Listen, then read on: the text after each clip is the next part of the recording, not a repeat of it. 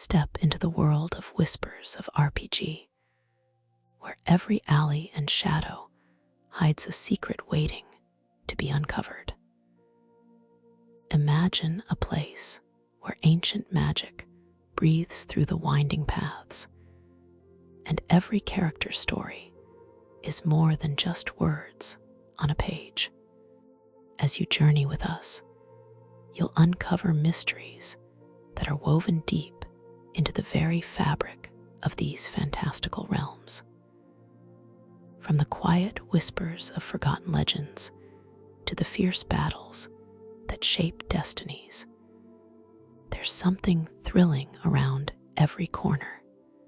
So gear up, adventurer, and let's dive into the realms where every whisper tells a story you won't want to miss.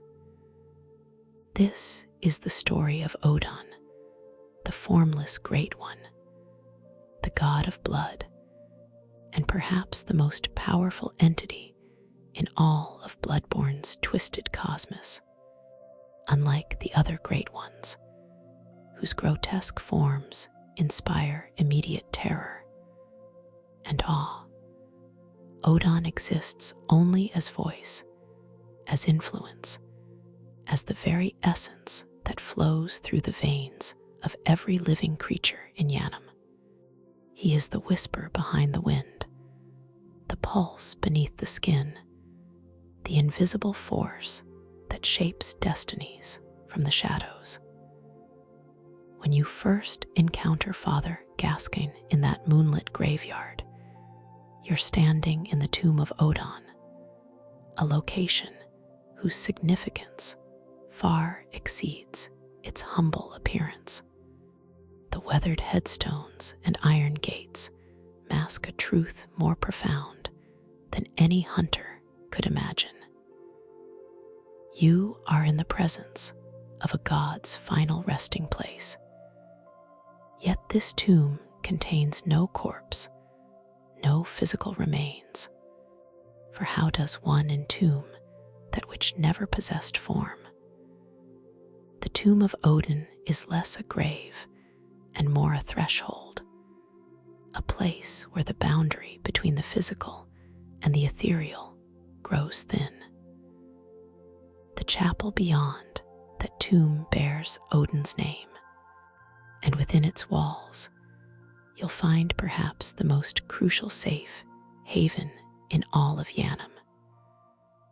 The Oedon Chapel becomes a sanctuary not through holy water or blessed ground, but through something far more fundamental, the presence of the Formless One himself. The incense that keeps the beasts at bay carries more than mere fragrance. It carries the essence of Oedon's influence, a protection granted by the god who dwells in blood itself. But who is Oedon truly? To understand the formless Great One, we must first understand what makes him unique among his cosmic brethren. While Amidala hangs from cathedral walls with its grotesque spider-like limbs, while Rome, the vacuous spider, guards the lake with her bulbous form, while the moon presence towers above the hunter's dream with its ethereal yet tangible presence, Oedon exists beyond such physical constraints. He has ascended to a plane of existence that even other great ones cannot reach, transcending the very concept of physical form. This formless nature is not a limitation, but the ultimate expression of power. Where other great ones are bound by the laws of space and matter, however alien those laws might be, Oedon moves freely through the cosmos as pure consciousness, pure will. He is everywhere and nowhere, speaking through the rustle of leaves, the drip of blood, the cry of newborns born under crimson moons. His voice echoes in chambers where no other sound exists, and his influence seeps into the bloodlines of queens and prostitutes alike. The citizens of Yharnam unknowingly worship Oedon with every breath they take, every drop of blood they shed, every vial of crimson healing they consume. The old blood that flows through the city's veins, the sacred communion that defines the healing church's rituals, the very life force that animates beast and human alike. All of this is Odin's domain. He is not merely a god who happens to be associated with blood. He is blood in every mystical and literal sense of the word. Consider the weight of this revelation. Every healing vial you consume, every blood echo you collect from fallen enemies, every transfusion administered by the healing church. These are not merely mechanical game systems, but profound theological acts. You are partaking in the essence of a god, consuming the physical manifestation of Odin's being. The hunters who venture into the night are not just warriors seeking to cleanse the streets of beasts.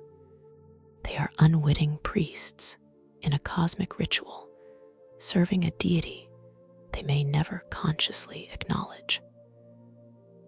The formless Oedon rune, that ancient symbol carved by the runesmith Caryll, captures this divine paradox perfectly. It depicts not a creature or entity, but a concept. The idea of existence without form, of power without physical anchor. When hunters memorize this rune, they increase their capacity for Quick's bullets, those mystical projectiles that fuse the wielder's blood with supernatural metal. Even in this seemingly mundane mechanic lies a deeper truth. By understanding Odin's nature, hunters gain access to greater stores of their own life essence, their own connection to the god of blood. Yet Odin's influence extends far beyond mere game mechanics or theological philosophy. His presence permeates the very narrative structure of Bloodborne, creating connections between characters, events, and locations that might otherwise seem unrelated. The pregnant woman weeping in the nightmare, the chapel dweller offering sanctuary to lost souls, the mysterious pregnancies that occur under blood moons. All of these threads weave together into a tapestry that reveals Odin's hand in shaping the fate of Yharnam itself. This is where Oedon's story becomes truly fascinating, for he is not a passive deity content to exist in cosmic isolation. Despite his formless nature, or perhaps because of it, Oedon actively involves himself in the affairs of mortals. He fathers children through means both mystical and disturbing, influences the rise and fall of civilizations, and shapes the very evolution of consciousness itself. He is simultaneously the most distant and the most intimate of the great ones, never physically present, yet more deeply involved in mortal affairs than any of his cosmic peers.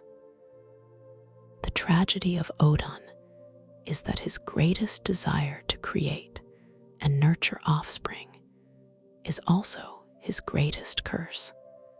Every great one loses its child as the ancient wisdom tells us, and then yearns for a surrogate.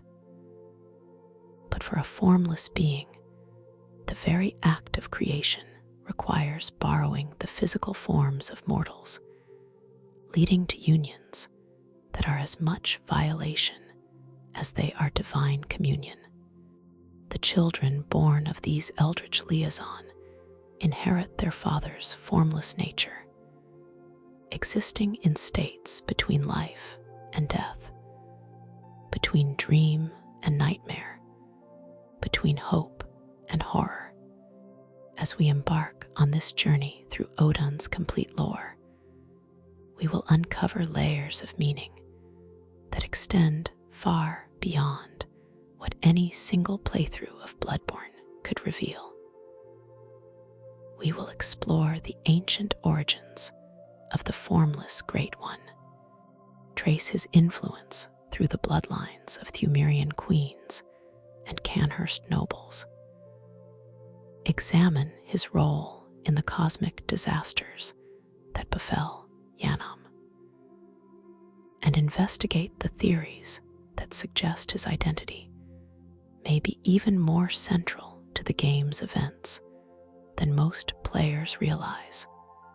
This is not merely the story of a character or a boss fight, but the biography of a force of nature, a theological examination of a cosmic entity whose very existence challenges our understanding of identity, consciousness, and power. Oedon may be formless, but his impact on the world of Bloodborne is anything but insubstantial. He is the hidden hand that moves the pieces on Yharnam's chessboard, the invisible current that carries the narrative forward, the beating heart of a city that has forgotten how to distinguish between blessing and curse. Welcome to the complete law of Oedon, the formless Great One, where every drop of blood tells a story, and every story leads back to a god who exists beyond sight, but never beyond influence. The ancient origins in the primordial epics before Yharnam rose from the earth, before the Gothic spires of the Healing Church pierced the sky, and before the first hunter took up arms against the scourge of beasts, there existed civilizations whose traces can be found only in the deepest chalice dungeons and the most cryptic item descriptions.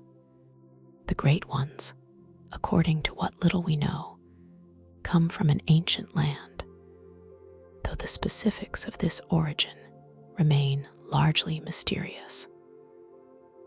Oedon's origins stretch back to these forgotten eras, though tracing his beginnings requires careful examination of scattered clues and inference from limited evidence. The formless Oedon rune tells us that the Great One Oedon lacking form exists only in voice. But how he came to achieve this state remains unclear. Unlike other Great Ones whose histories can be partially reconstructed through physical evidence and archaeological remains, Oedon's past exists primarily in the realm of implication.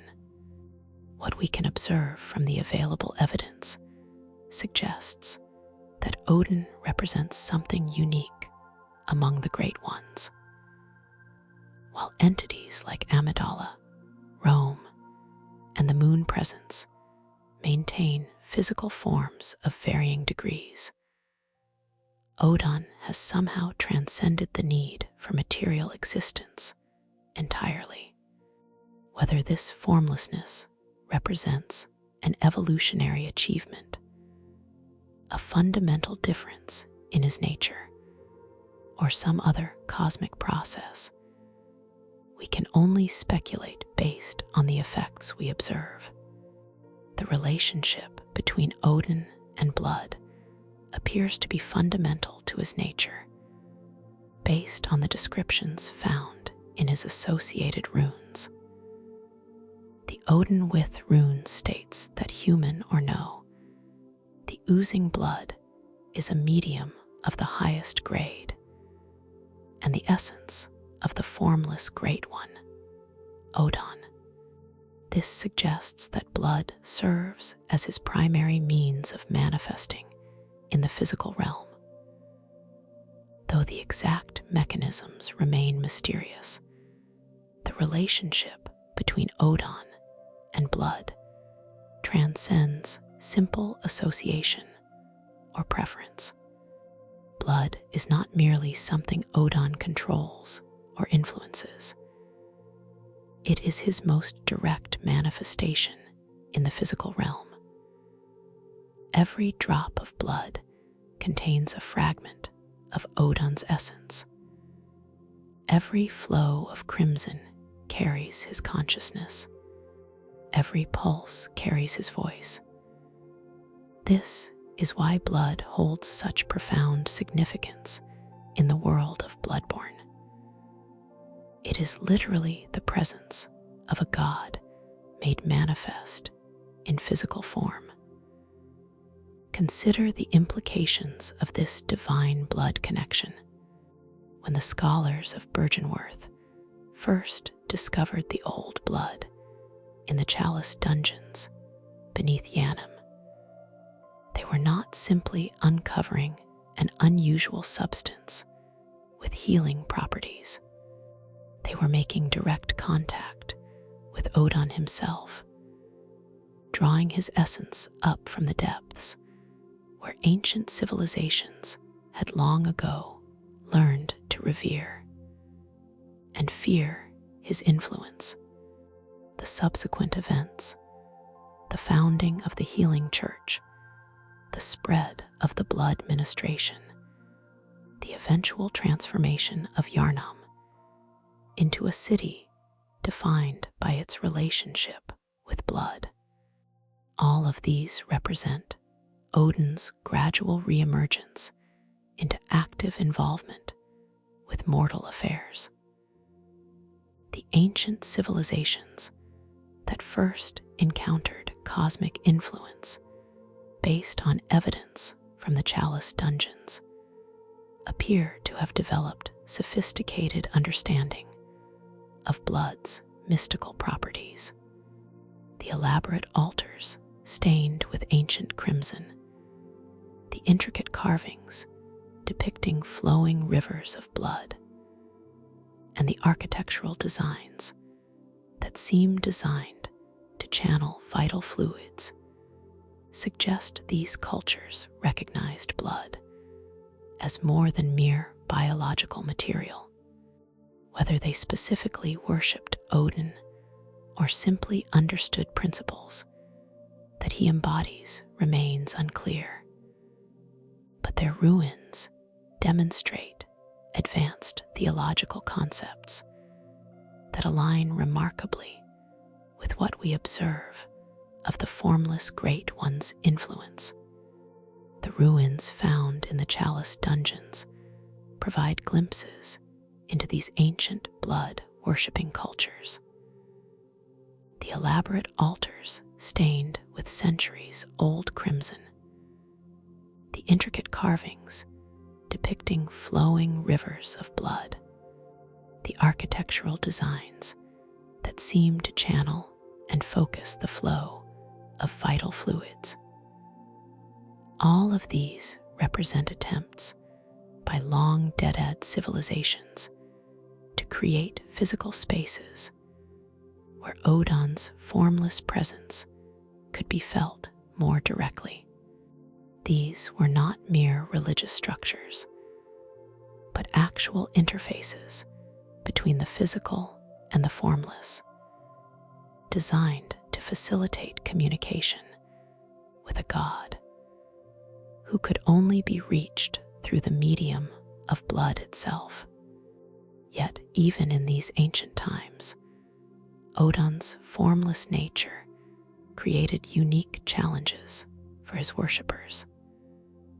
How does one build a temple to honor a god who has no shape?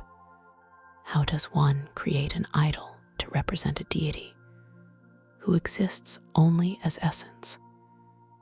The answer lay in symbolism and abstraction, in the creation of runes and sigils that could capture not Oedon's appearance, but his concept.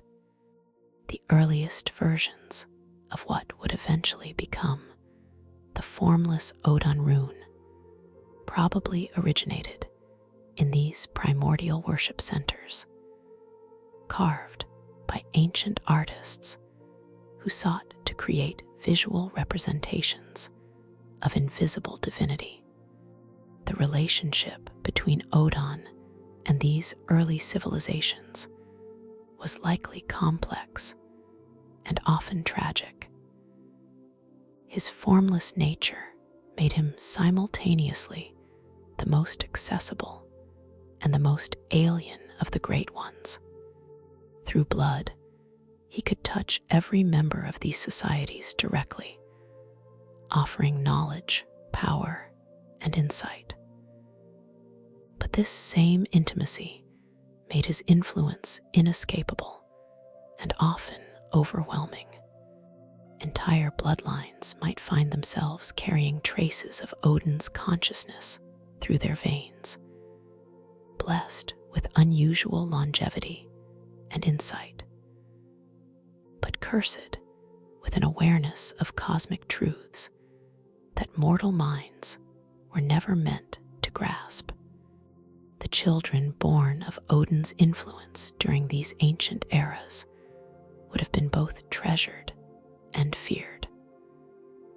They represented direct connections to divine power, living bridges between the mortal and cosmic realms. But they also embodied the fundamental incompatibility between Oedon's formless nature and the physical requirements of material existence. These offspring likely suffered from conditions that ancient peoples could not understand, existing partially outside normal reality, speaking in voices that carried otherworldly harmonics, aging in ways that defied natural law. As these ancient civilizations rose and fell, Odin's influence remained constant. He witnessed the collapse of blood-worshipping empires, the rise of new forms of cosmic understanding, the gradual forgetting of old truths, and the discovery of new ones. Through it all, his essence remained woven into the fabric of reality itself, ensuring that even when active worship of the formless Great One ceased, his presence would continue to shape the development of any society that learned to work with blood as more than mere biology. The transition from ancient times to the era of Yharnam represents not the discovery of something new, but the rediscovery of something very old. When Wilm and his colleagues at Byrgenwerth first encountered evidence of Great One influence in the underground ruins, they were actually uncovering the remnants of civilizations that had known these truths for millennia.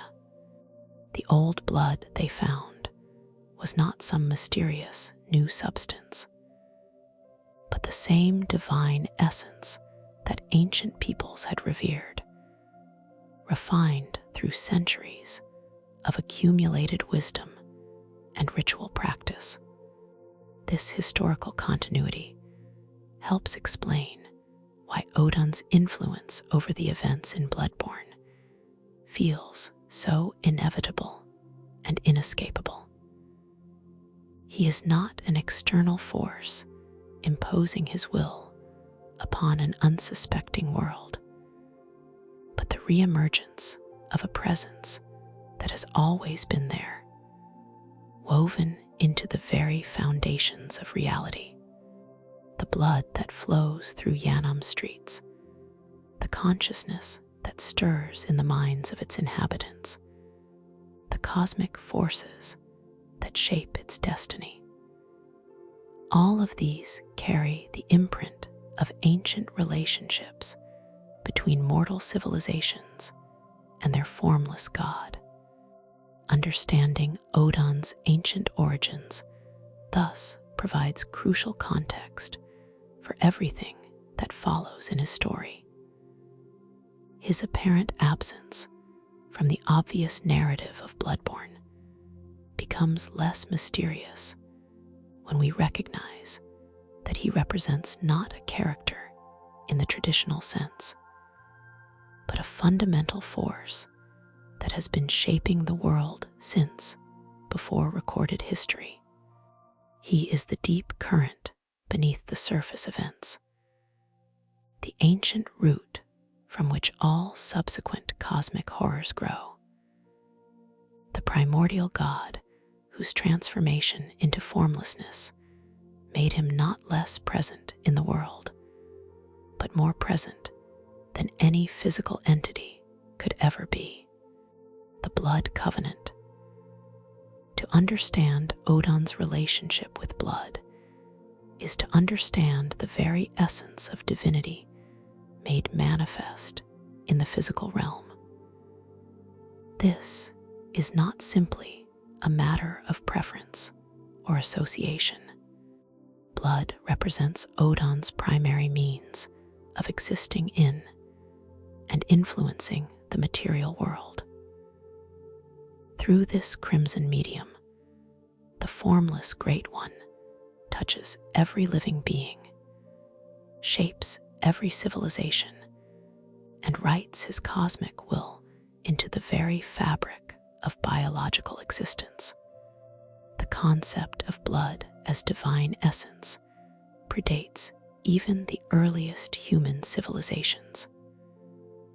In the primordial eras, when the first sparks of consciousness began to stir in mortal minds, blood was already recognized as something more than mere biological fluid. It carried life, certainly, but it also carried something else, a presence, an intelligence, a will that seemed to exist independently of the creatures whose veins it filled. This recognition marked the beginning of the blood covenant, the fundamental agreement between mortal existence and divine consciousness that would shape the development of every subsequent civilization. When the ancient peoples first encountered Odin's influence, they understood intuitively that blood represented a sacred trust. To shed blood was to release divine essence into the world. To consume blood was to partake directly in the substance of a god. To offer blood was to create a direct channel of communication with cosmic forces beyond mortal comprehension. This understanding became the foundation for countless rituals, ceremonies, and practices that would echo through the ages, eventually culminating in the sophisticated blood ministration of the healing church. The old blood discovered beneath Yharnam may represent a concentrated form of this divine essence, though whether it derives directly from Oedon or simply carries his influence remains a matter of scholarly interpretation. When Willem and his colleagues at Bergenworth first brought samples to the surface, they could have been making direct contact with Oedon himself, drawing his essence up from depths where ancient civilizations had long ago learned to revere and fear his influence. This interpretation would help explain the subsequent events. The founding of the healing church, the spread of blood ministration, the gradual transformation of Yharnam into a city defined by its relationship with blood. This discovery transformed Yharnam from a modest European city into the epicenter of a theological revolution. The blood ministration promoted by the healing church was not merely a medical practice, but a form of mass communion, a citywide ritual in which every citizen participated in the consumption of divine essence. The transformation of Yharnam's population, their increased longevity, their enhanced resistance to disease, their gradual development of insight into cosmic truths. All of these represented the direct influence of Oedon's presence in their bloodstreams. Yet, the blood covenant carries within it an inherent duality that reflects Oedon's own nature. Blood can heal, and blood can corrupt. Blood can grant wisdom, and blood can induce madness. Blood can extend life, and blood can transform life into something no longer recognizably human. This duality is not a flaw in Oedon's influence, but an essential aspect of it. The formless Great One exists beyond conventional morality, beyond simple concepts of good and evil. His essence reflects the fundamental ambiguity of existence itself, the recognition that power sufficient to create is also sufficient to destroy. That consciousness, expanded enough to perceive cosmic truths, may no longer be capable of functioning within mortal limitations.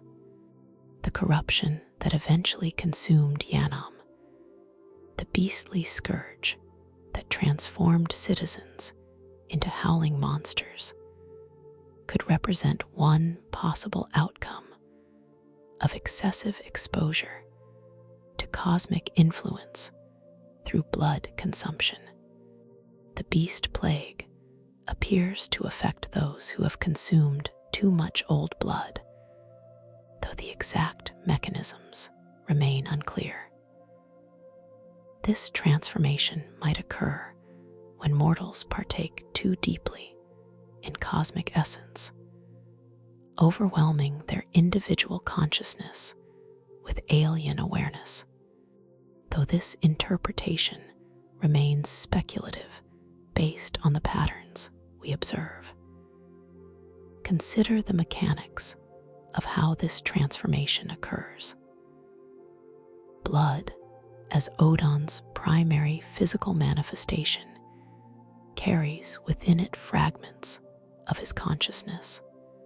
When consumed in small amounts, these fragments enhance the drinker's awareness, grant healing properties, and provide insights into cosmic truths. But consciousness, like any substance, can accumulate to toxic levels.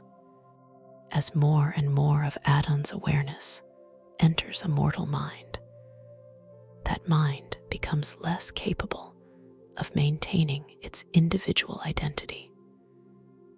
The person begins to think not with their own thoughts, but with the thoughts of a cosmic entity whose perspective is fundamentally alien to mortal experience. The beastly transformations that plague Yharnam represent the end stage of this process. When mortal consciousness becomes completely overwhelmed by cosmic awareness, when individual identity dissolves entirely into divine consciousness. The resulting entity no longer functions according to human psychology or biology. The physical form follows the mental transformation, reshaping itself to better accommodate a consciousness that never evolved to exist within material constraints. The claws, fangs, and fur of the transformed beasts are not random mutations, but adaptive responses to the presence of an alien intelligence that operates according to cosmic rather than terrestrial logic. This understanding cast the blood ministration of the healing church in a dramatically different light. What appeared to be a benevolent medical practice was actually a massive theological experiment, an attempt to gradually introduce an entire population to direct contact with divine consciousness. The Church Fathers may not have fully understood what they were doing. Their fragmented knowledge of cosmic truths likely prevented them from grasping the full implications of their actions. But their basic intuition was correct. Through the controlled consumption of divine blood, humanity could evolve beyond its current limitations. The tragedy is that this evolution proved incompatible with continued human existence. The consciousness required to truly understand cosmic truths is not the same consciousness that can appreciate human art, love human companions, or find meaning in human achievements. The price of cosmic awareness is the loss of human identity, and the blood covenant offers no middle ground between ignorance and transformation. Yet, not all who partake in Oedon's blood suffer immediate transformation. Some individuals possess bloodlines that seem naturally compatible with cosmic consciousness, allowing them to consume divine essence without immediately losing their individual identity. These exceptional individuals become focal points for Oedon's influence, chosen vessels through which the formless Great One can interact more directly with the material world. The noble bloodlines of Canhurst represent one such example of cosmic compatibility. The vile bloods, despite their ominous name, are not inherently evil, but rather inherently receptive to Oedon's influence. Their blood carries traces of ancient covenants, genetic memories of primordial agreements between their ancestors and cosmic forces. When Queen Yharnam seeks to birth a child of blood through the consumption of blood dregs, she is not engaging in some perverted ritual, but attempting to fulfill an ancient theological obligation, trying to create a physical vessel capable of containing cosmic consciousness without immediately dissolving under its influence. The descendants of these noble bloodlines carry within their veins not just biological heritage, but theological destiny. Arianna, the woman of pleasure who seeks refuge in Oedon Chapel, bears the blood of Canhurst nobles, making her a natural candidate for Oedon's reproductive ambitions. Her eventual pregnancy during the blood moon represents not random selection, but the activation of ancient genetic codes. the awakening of dormant connections between her bloodline and the formless Great One. Similarly, the famine Queen Yharnam represents another focal point for Oedon's influence. Chosen not just for her royal status, but for her bloodline's compatibility with cosmic consciousness. The ancient Thumerians had developed sophisticated understanding of blood's divine properties, creating entire civilizations based on the controlled cultivation and consumption of sacred essence. Queen Yharnam represents the culmination of these ancient practices. An individual whose very existence was shaped by centuries of selective breeding, designed to create the perfect vessel for divine consciousness. The children born of these cosmic unions carry within them the ultimate expression of the blood covenant. They inherit both their mother's capacity for containing divine consciousness and their father's cosmic awareness, creating beings that exist simultaneously in multiple planes of reality. Yet this dual nature often proves too much for physical existence to sustain. The formless inheritance from Oedon conflicts with the material requirements of biological life, resulting in offspring that are technically alive, but exist in states that transcend conventional understanding of life and death. Mergo, the infant Great One born to Queen Yharnam, exemplifies this tragic duality. Technically the child of both mortal queen and cosmic god, Mergo possesses consciousness vast enough to create entire nightmare realms, while simultaneously being too formless to survive in physical reality.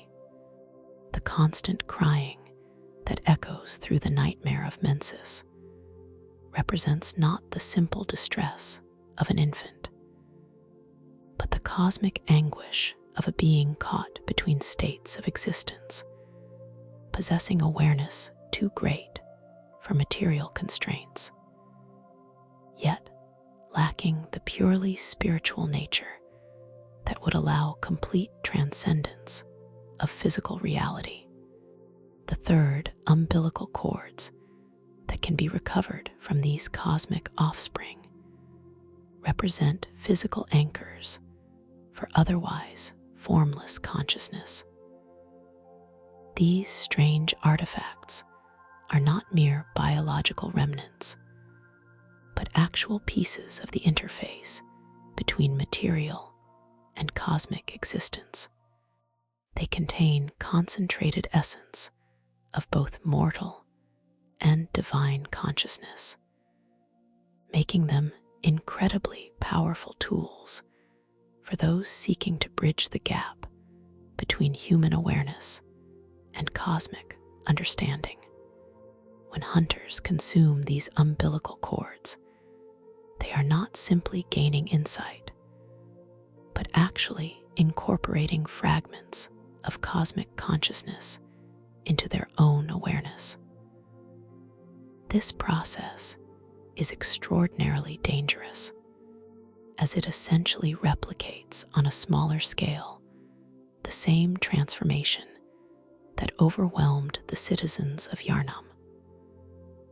The difference is that hunters, through their constant exposure to cosmic horrors and their development of insight through encounters with great ones, have gradually prepared their consciousness for contact with divine awareness.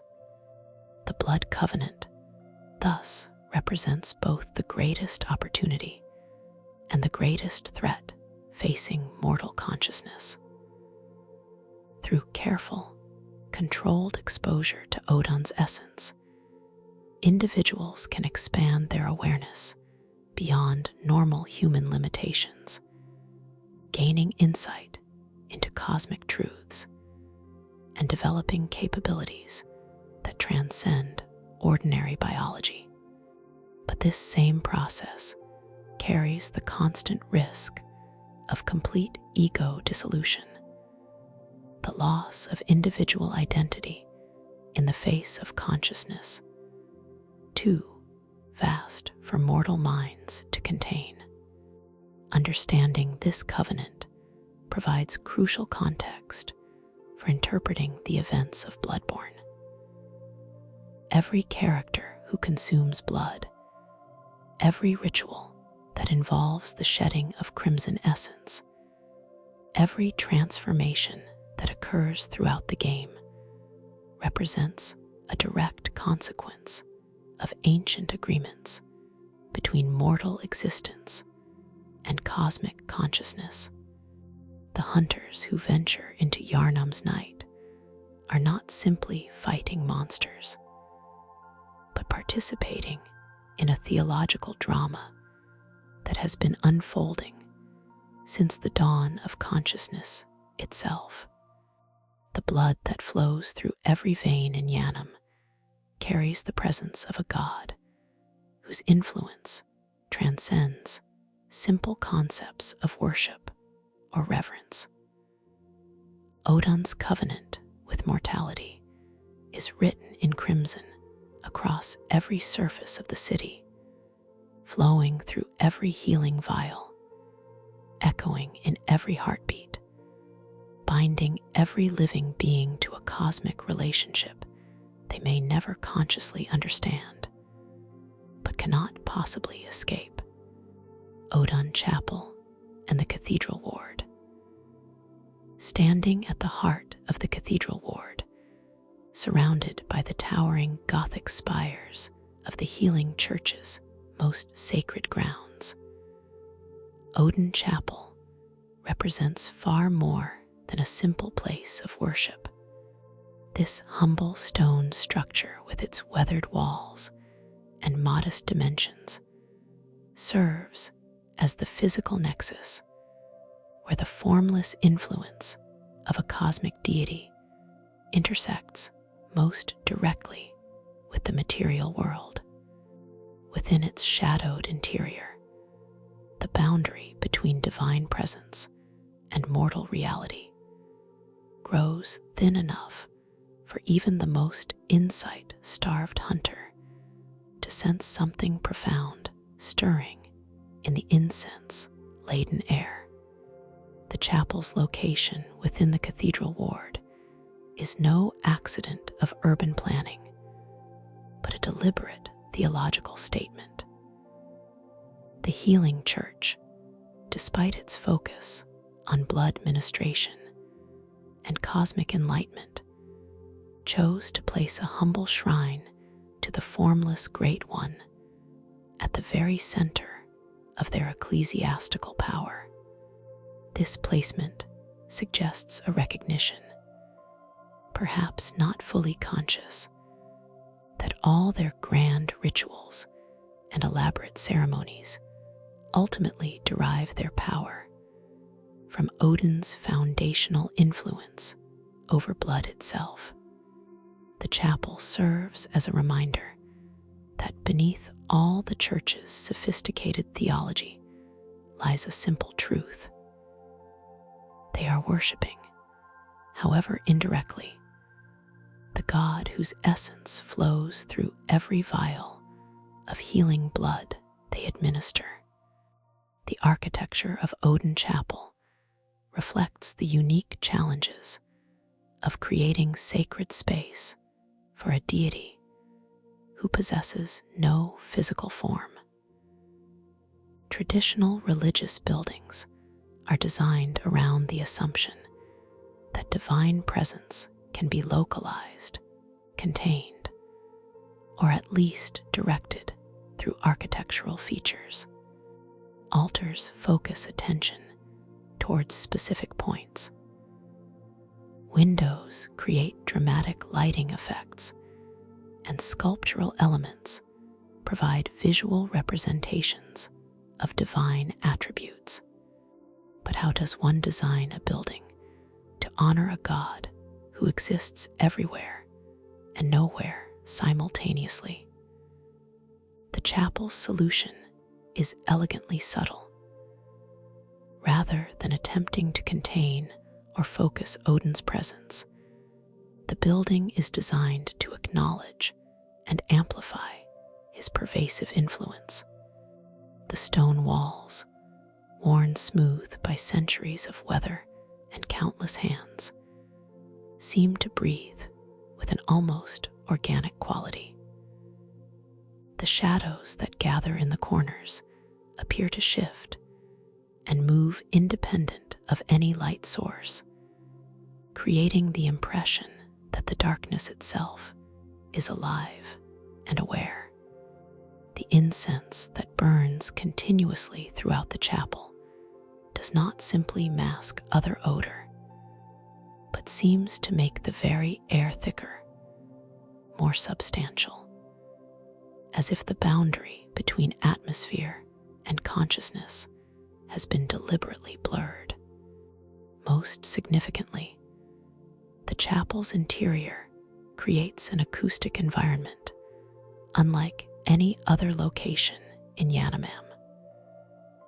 Sounds within the chapel do not simply echo, but seem to harmonize with frequencies that exist below the threshold of normal hearing. When the chapel dweller speaks, his words carry undertones that resonate not just in the ears, but in the blood itself. When footsteps echo across the stone floor, they create rhythms that match the pulse of any living being present. This acoustic design transforms the chapel into a kind of resonance chamber where the beating of hearts, the flow of blood, and the whispered prayers of visitors all combine to create a symphony that serves as a direct form of communication with the formless Great One. The chapel dweller himself represents one of the most intriguing examples of prolonged exposure to Oedon's influence. This mysterious figure, whose gender and even species remain ambiguous, serves as both caretaker and interpreter for the chapel's divine presence. His physical appearance, the hunched posture, the obscured features, the voice that carries unusual qualities, suggests someone who has been fundamentally changed by proximity to cosmic consciousness. Yet, unlike the beastly transformations that plague most of Yharnam's citizens, the chapel dweller's condition appears to have enhanced rather than destroyed his essential humanity. Though the exact nature of this transformation remains unclear, the dweller's role as shepherd to the lost souls of Yharnam reflects Oedon's own relationship with mortal consciousness. Just as the formless Great One influences events through subtle presence rather than obvious intervention, the chapel dweller guides and protects without commanding or controlling. He offers sanctuary to anyone who seeks it, regardless of their background, moral status, or potential for causing trouble. This unconditional acceptance mirrors Oedon's own approach to mortal affairs. The god of blood does not judge those who carry his essence, but simply exists within them, allowing their own choices to determine how his influence manifests. The incense that keeps the beasts away from the chapel represents one of the most practical applications of theological understanding in all of Bloodborne. While the exact composition remains unknown, this appears to be carefully prepared material that creates an atmospheric barrier the transformed beasts find impossible to cross. Based on its effectiveness and the chapel's association with Oedon, we might infer that the incense incorporates elements that resonate with divine consciousness in ways that conflict with the corrupted awareness that drives beastly transformation. This beast-repelling effect demonstrates an important principle about Odin's nature. His influence is not automatically corrupting, but depends heavily on the receptivity and preparation of those who encounter it. The beasts that prowl Yharnam streets have been overwhelmed by cosmic consciousness, their individual identities dissolved into alien awareness.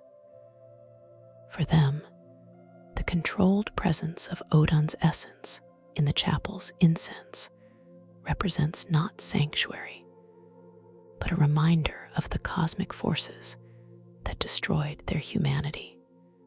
They instinctively avoid the chapel, not because it is holy in a conventional sense, but because it represents a form of cosmic order they can no longer tolerate. The irony is that the chapel simultaneously serves a sanctuary for human refugees who are gradually being exposed to the same cosmic forces that transformed the beasts.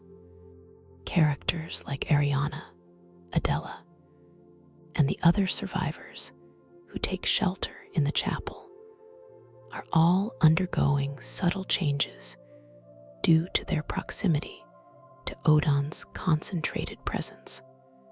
These changes are not immediately obvious because the chapel's environment provides a controlled, moderated exposure to cosmic consciousness, rather than the overwhelming flood that creates beastly transformation.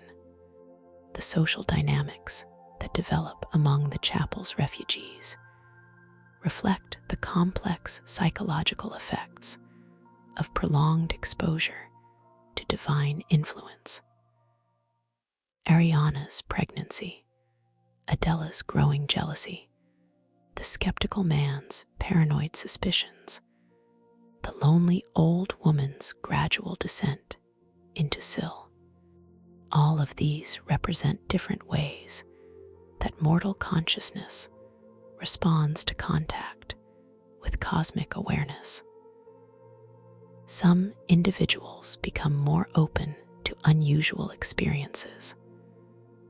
Others become more defensive and suspicious, and still others begin to lose their grip on conventional reality entirely.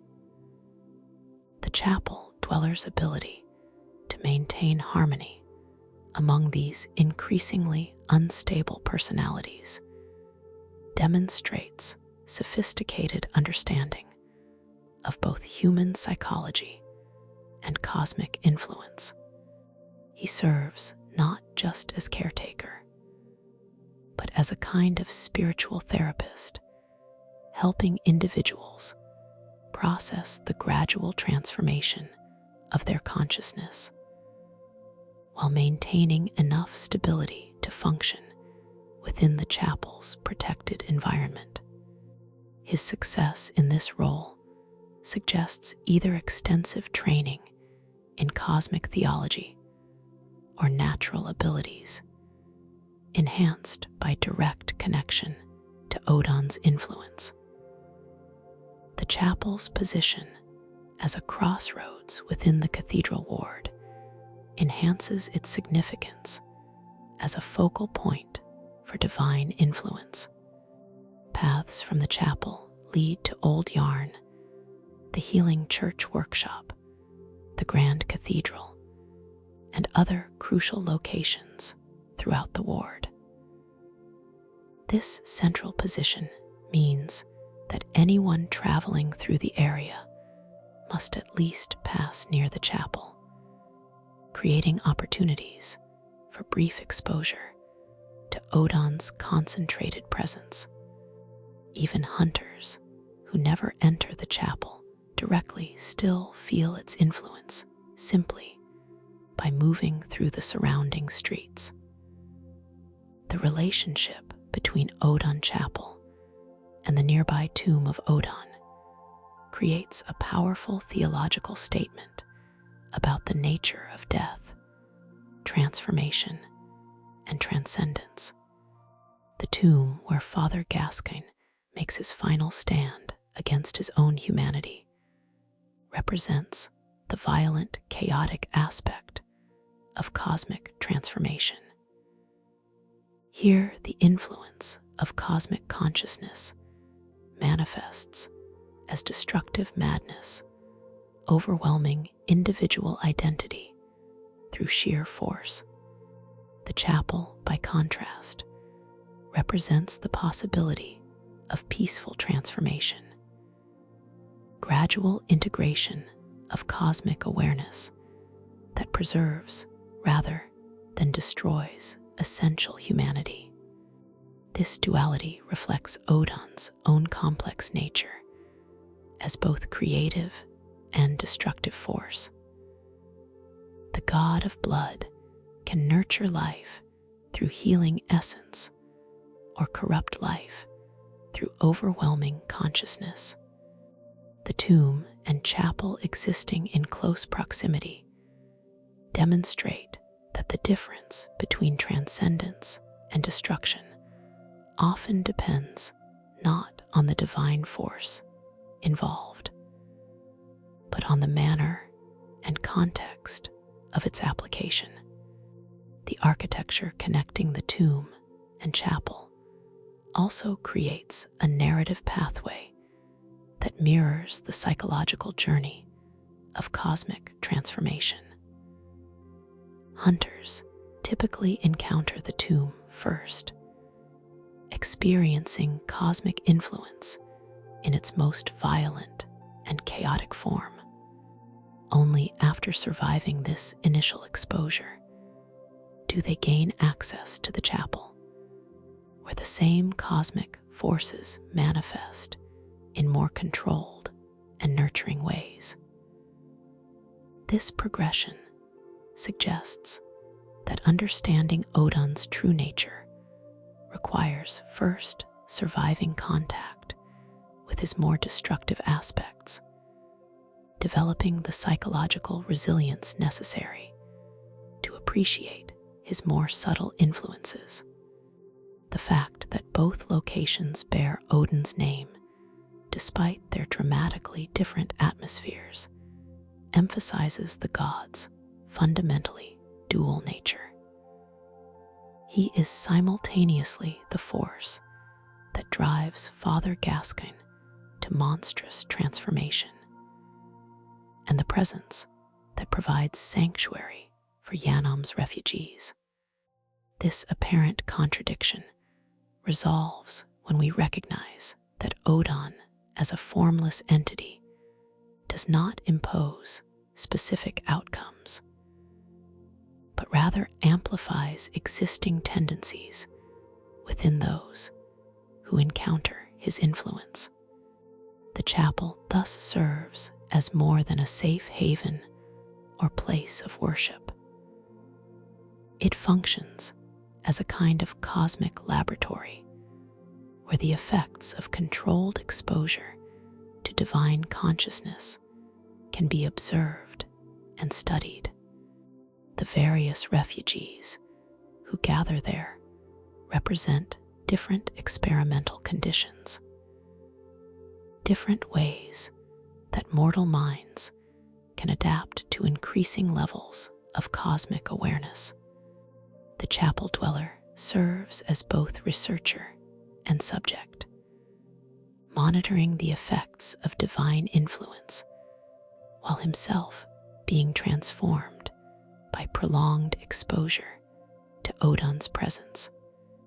Understanding Oedon Chapel requires recognizing it as a physical manifestation of theological principles that extend far beyond traditional religious concepts.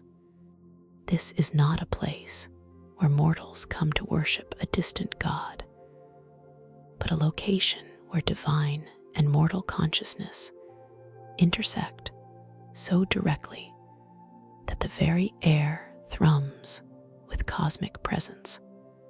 Every prayer whispered within its walls, every refugee who finds shelter beneath its roof, every beast that recoils from its threshold contributes to an ongoing dialogue between formless divinity and material existence.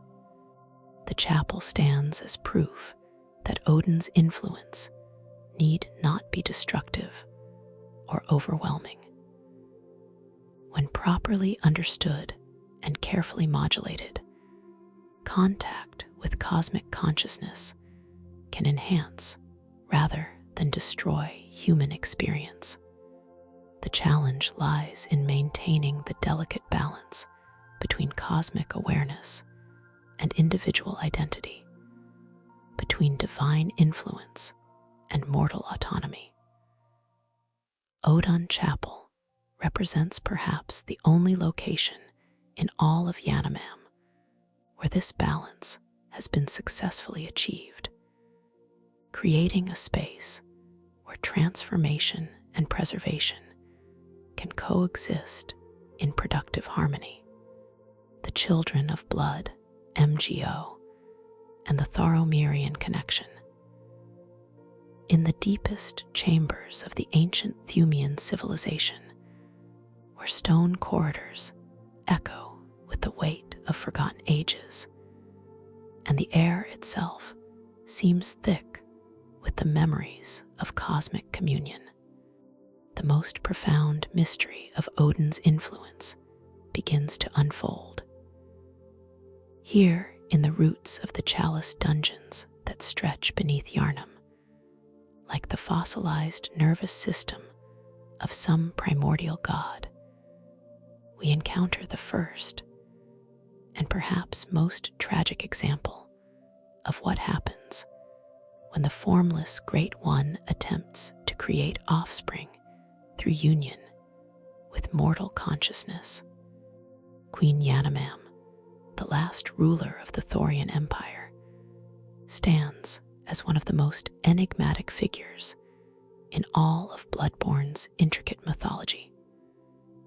Her story intertwines with Oedon's in ways that transcend simple biological reproduction, creating a cosmic drama that spans millennia and ultimately shapes the very foundations of the nightmare that consumes modern Yharnam. To understand MGO, we must first understand the mother who bore this impossible child and the civilization that made such a union conceivable. The Fumerian civilization represents humanity's first sustained attempt to build a society around direct communion with cosmic consciousness.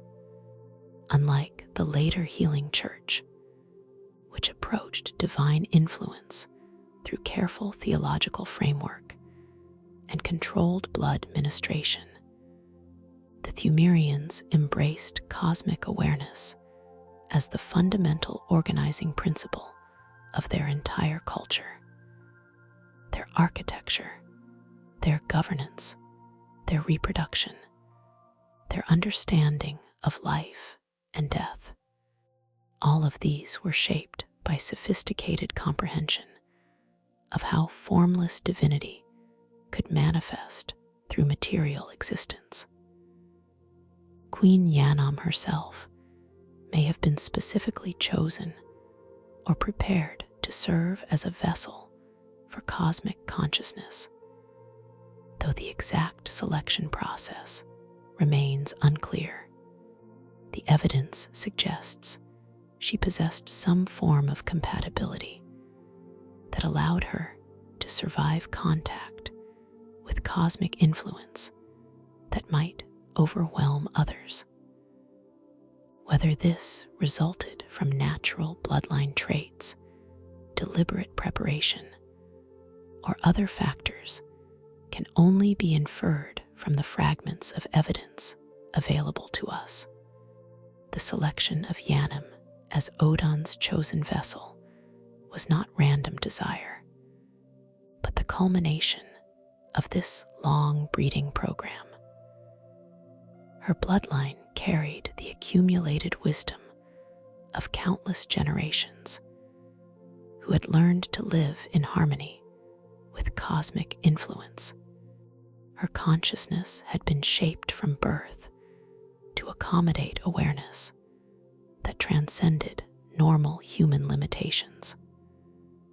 Her physical form had been refined through ancestral selection to serve as a bridge between material and cosmic existence. Yet, even with all this preparation, the union between Yharnam and Oedon represented an almost impossibly ambitious attempt to merge fundamentally incompatible forms of consciousness. Oedon, existing as pure awareness without physical constraints, operated according to cosmic logic that transcended material categories. Yharnam, despite her extraordinary preparation, remained bound by the biological requirements of physical existence. Their attempt to create offspring required finding some middle ground between these radically different modes of being.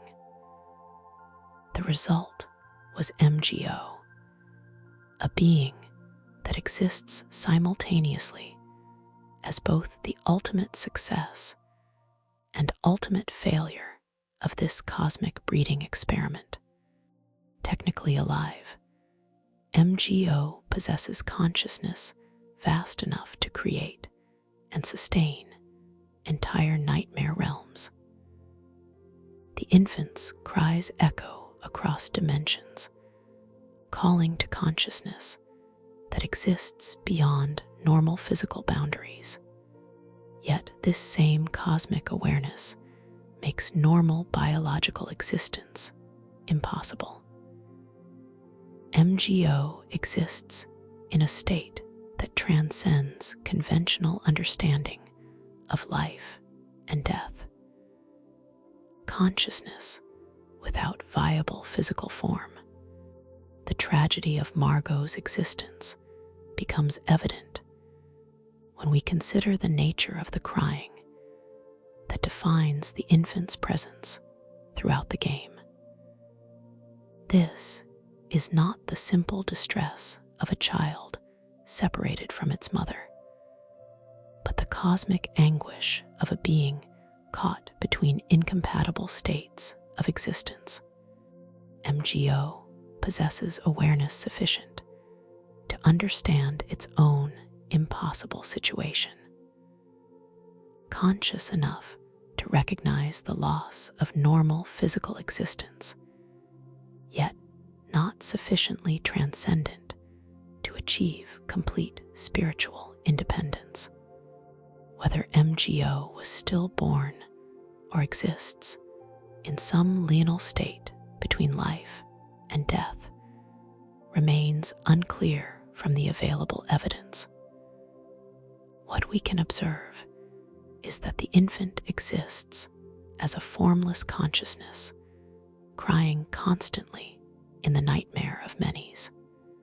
This suggests that if MGO did achieve physical birth, the consciousness inherited from Oedon's formless nature proved incompatible with sustained material existence.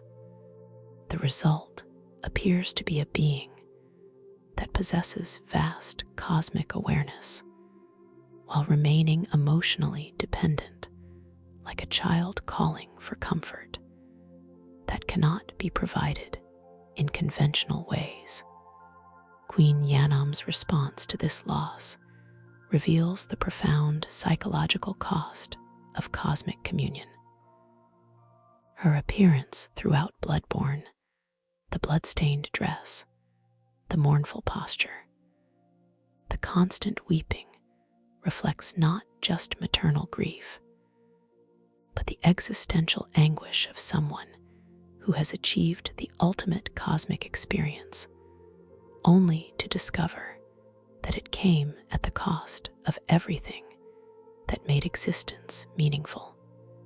She has gained insight into divine consciousness, but lost the child that was supposed to justify the centuries of preparation and sacrifice. The blood that stains Yharnam's clothing represents more than evidence of difficult childbirth.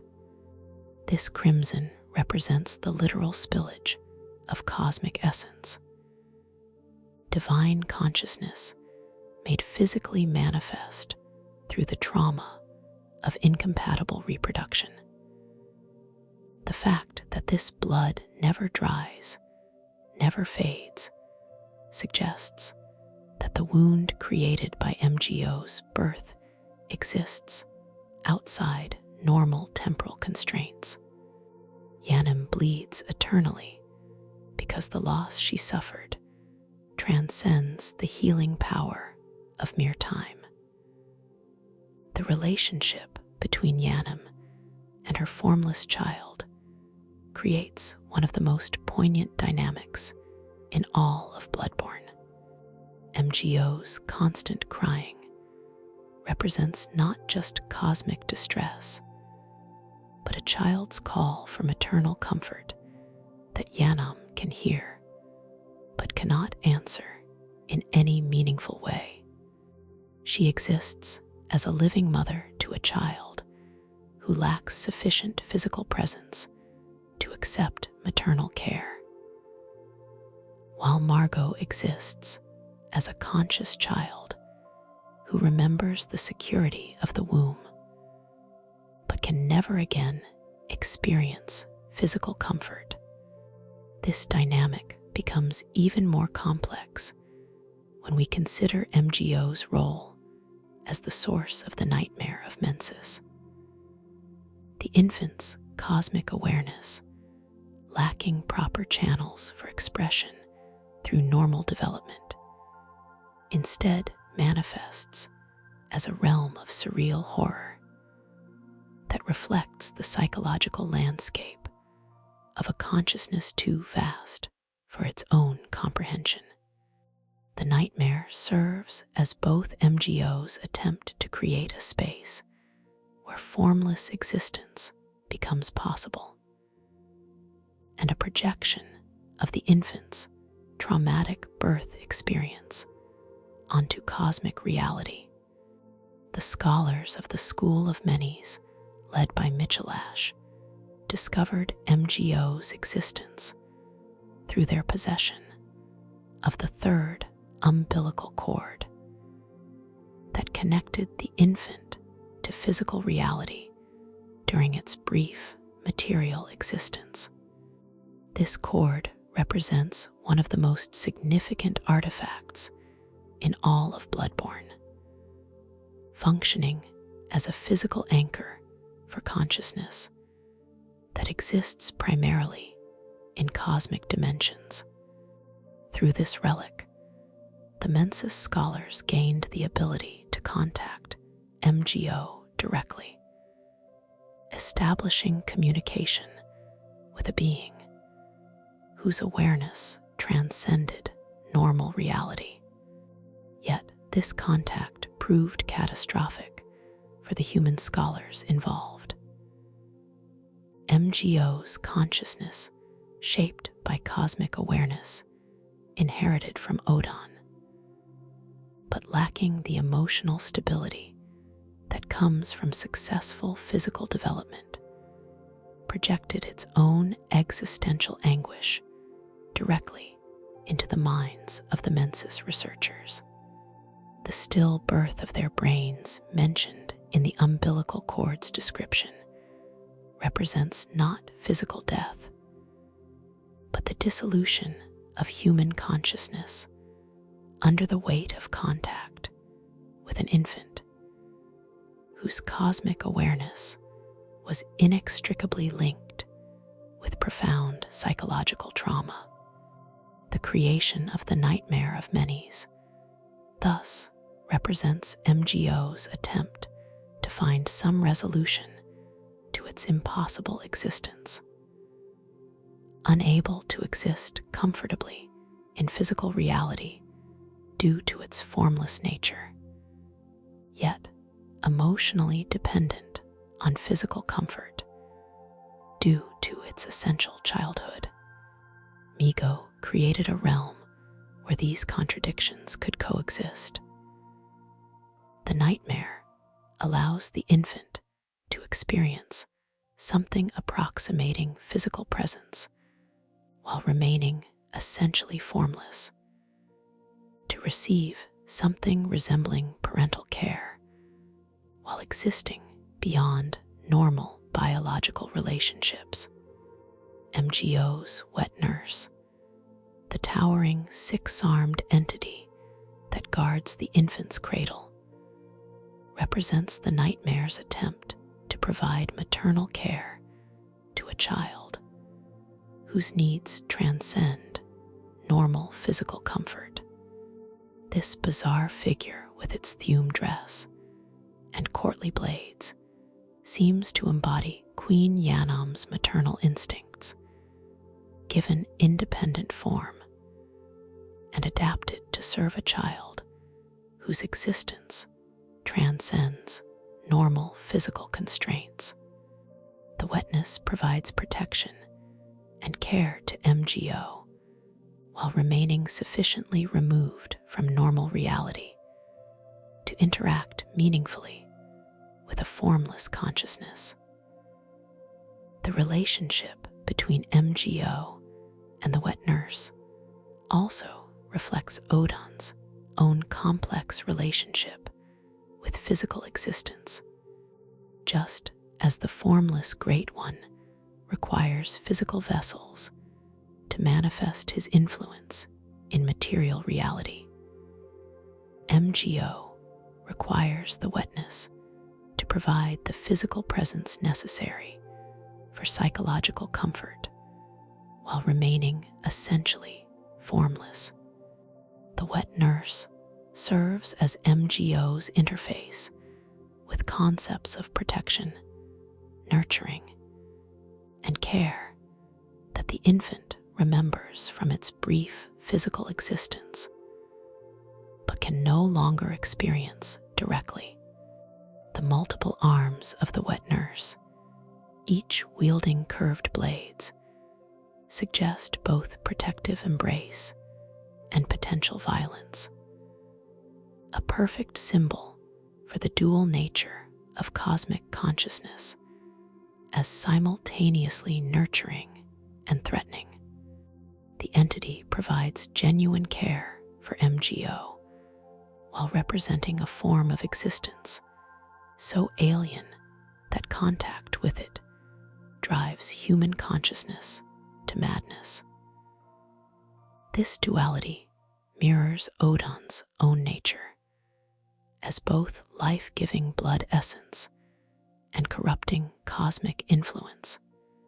The resolution of MGO's story when the hunter finally silences the infant's cries by defeating the wetness appears to represent not victory over evil, but the completion of a cosmic tragedy.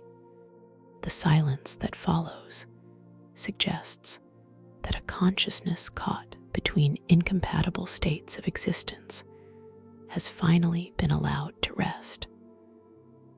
Queen Yharnam's grateful bow to the hunter. if the player returns to where she was standing, seems to reflect recognition that her child's suffering has finally ended, even though this resolution comes through what amounts to cosmic mercy killing. The third umbilical cord that the hunter claims from this encounter contains the concentrated essence of MGO's tragic existence, the distilled experience of consciousness, too vast for physical form, yet too dependent on material existence to achieve true transcendence.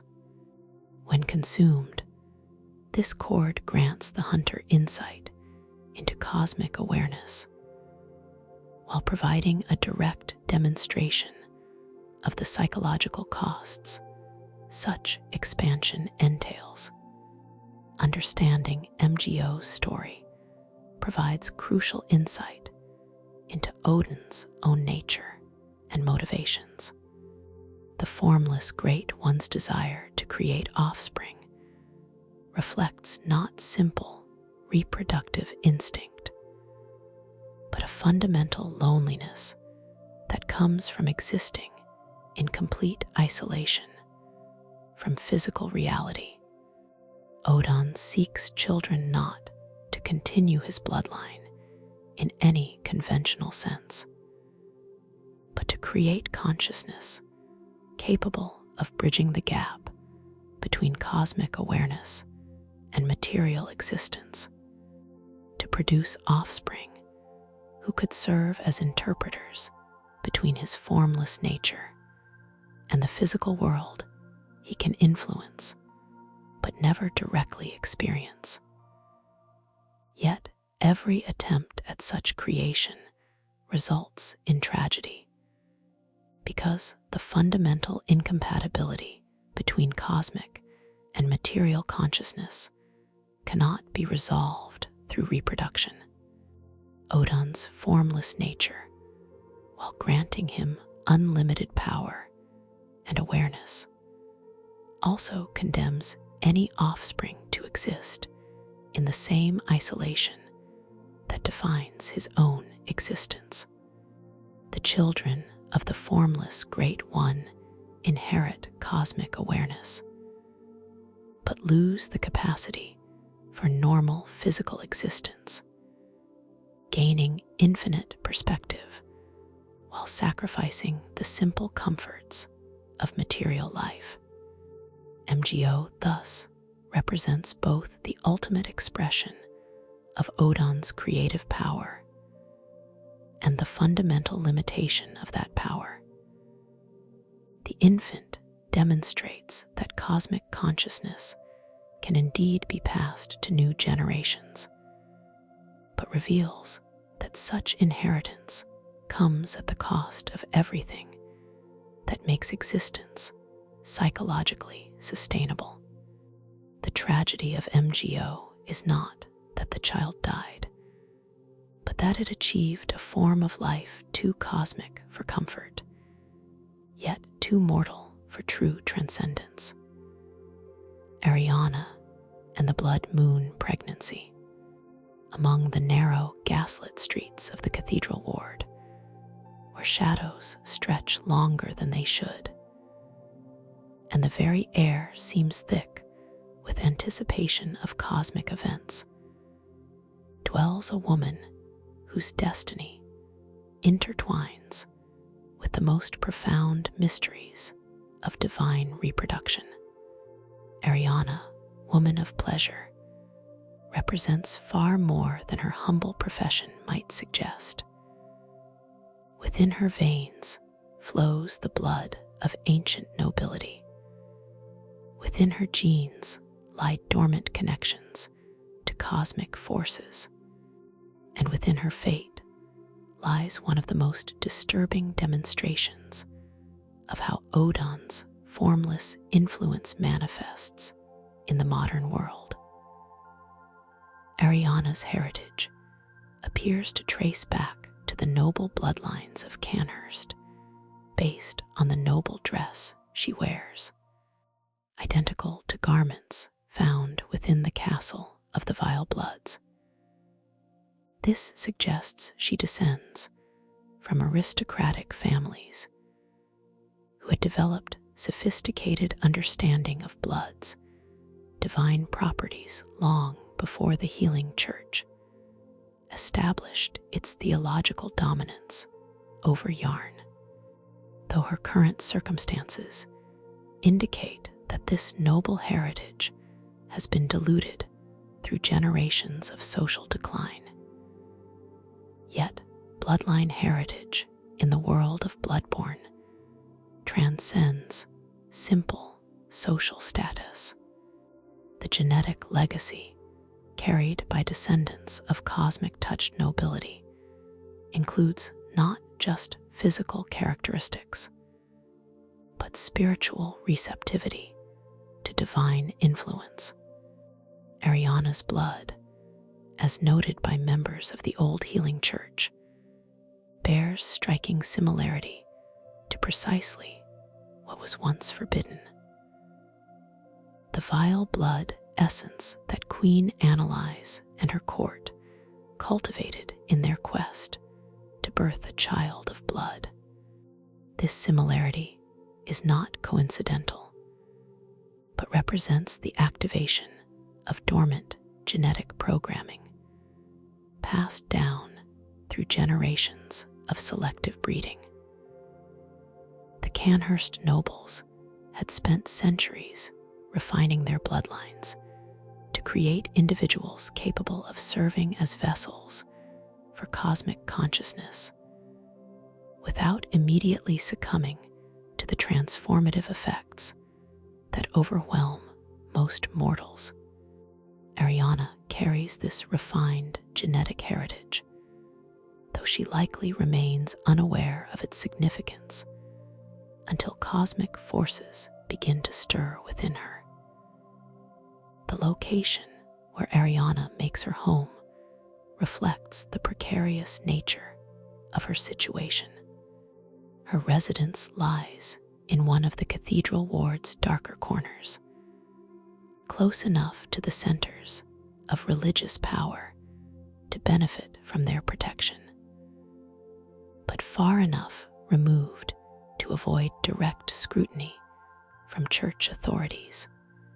This positioning mirrors her genealogical status, noble enough to carry significant cosmic potential, but socially marginalized enough to escape the notice of those who might seek to exploit that potential. Her profession as a woman of pleasure adds another layer of complexity to her cosmic significance.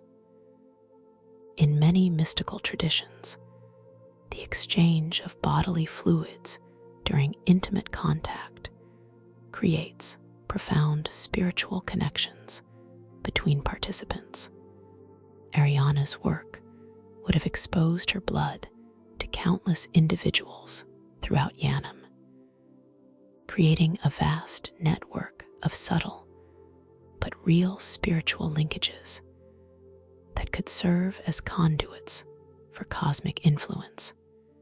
Each encounter would have created opportunities for the divine essence within her blood to spread its influence, while simultaneously exposing her to the spiritual essence of her clients. This network of intimate connections makes Arianna an ideal focal point for Oedon's reproductive ambitions. The formless Great One existing without physical form requires complex spiritual conduits to achieve biological reproduction. Arianna's professional activities would have created exactly the kind of multi-layered spiritual network that could allow formless consciousness to manifest through biological processes. Her position within Yharnam's social fabric makes her simultaneously connected to numerous individuals, while remaining personally isolated enough to avoid interference with cosmic plans. The blood that Arianna offers to hunters who provide her with sanctuary represents more than simple gratitude or medical treatment. This crimson fluid carries the concentrated essence of her vile blood heritage, infused with cosmic potential that has been refined through generations of noble breeding. When consumed, Arianna's blood provides not just healing properties, but subtle exposure to the same cosmic influences that shaped the aristocratic bloodlines of Canhurst. The healing effects of Arianna's blood, combined with its forbidden nature, create an ironic parallel to the old blood promoted by the healing church.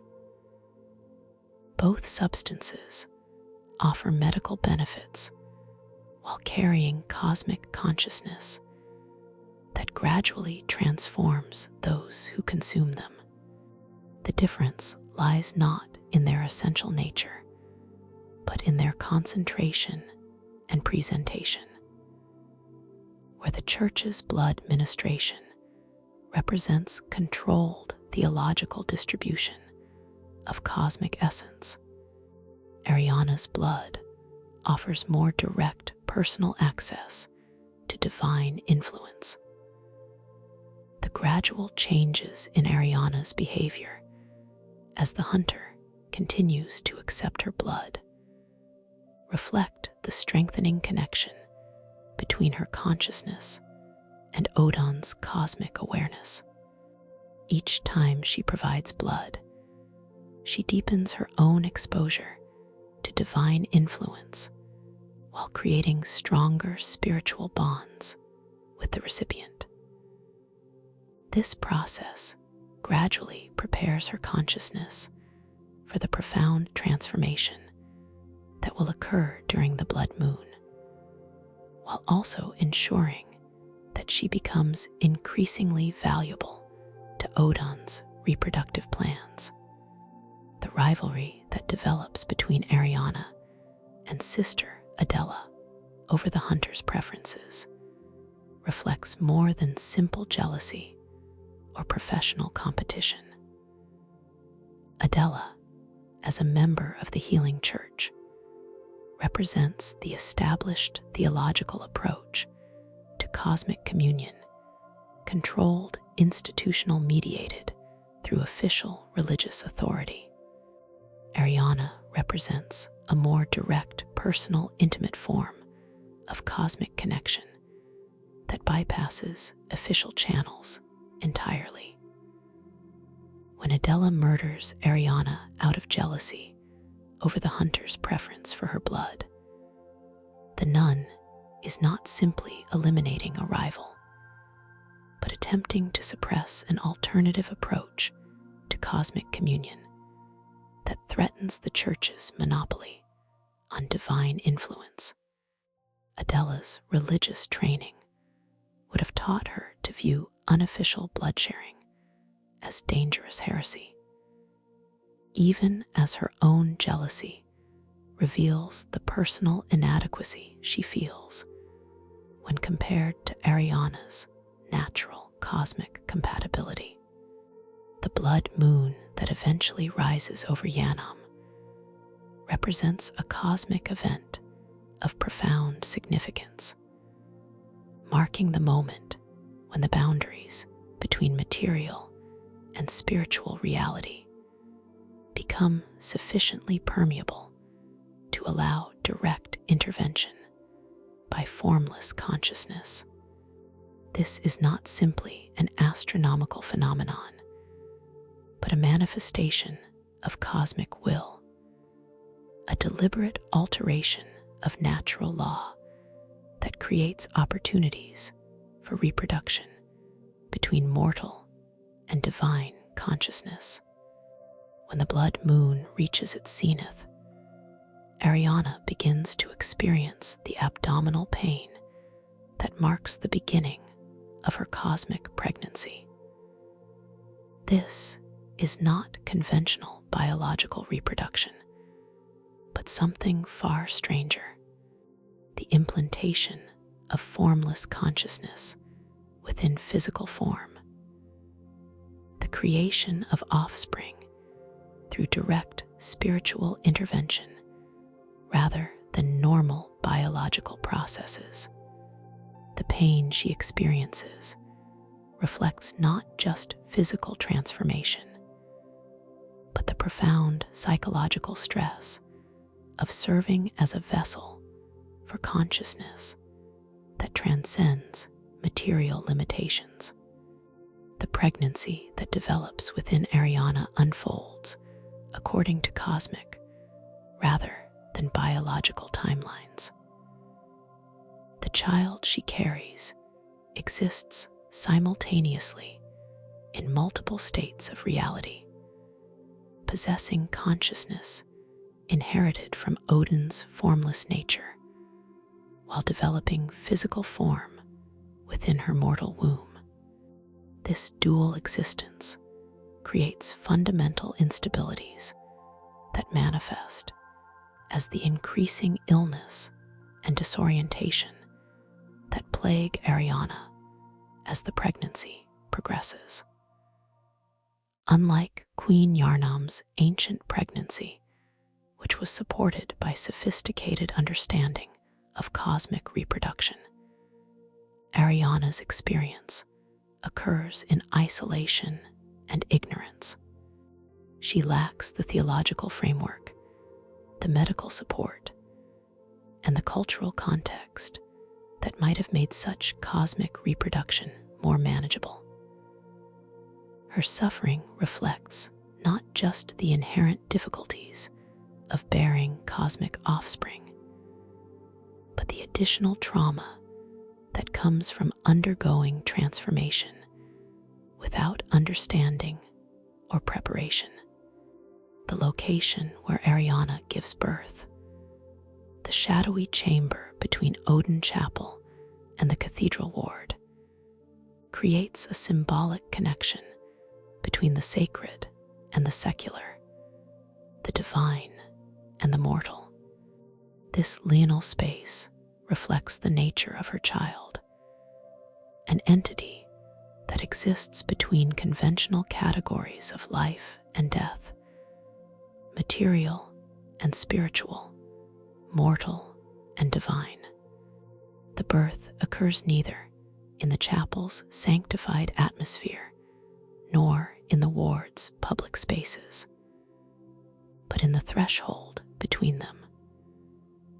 The child that emerges from this cosmic pregnancy defies conventional biological description, resembling a pale, grub-like creature more than a human infant.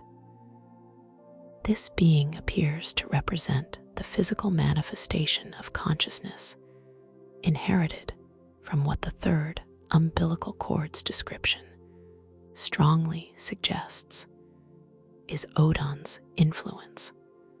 The cord's text explicitly states that Oedon, the formless Great One, is no different in losing its child and yearning for a surrogate, and that corrupted blood began this eldritch liaison. This evidence points directly to Oedon as the supernatural father, though the exact mechanisms of this formless reproduction remain mysterious.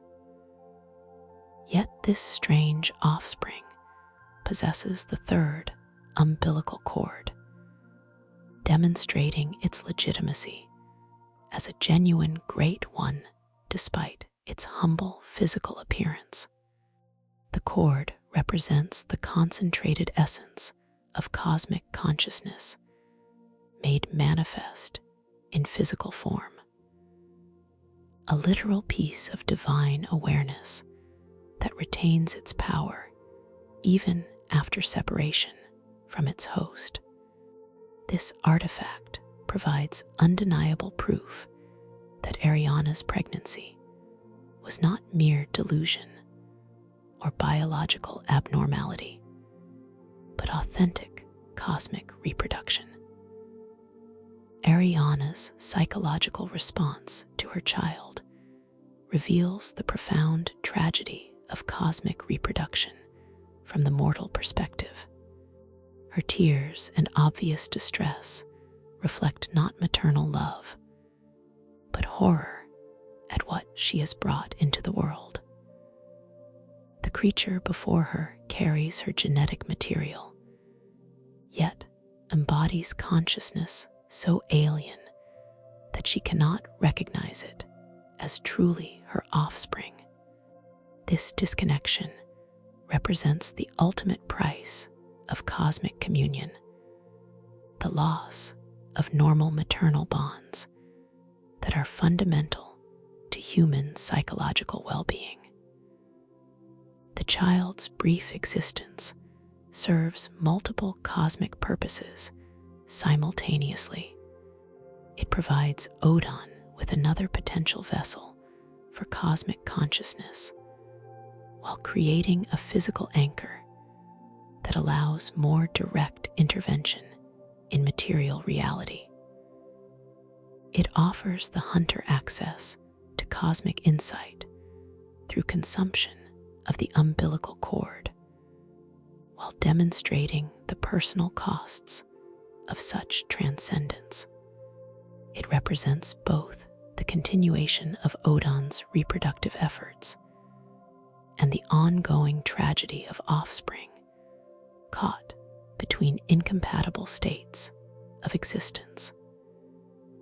The fact that killing the child also kills Arianna demonstrates the profound spiritual connection between mother and cosmic offspring.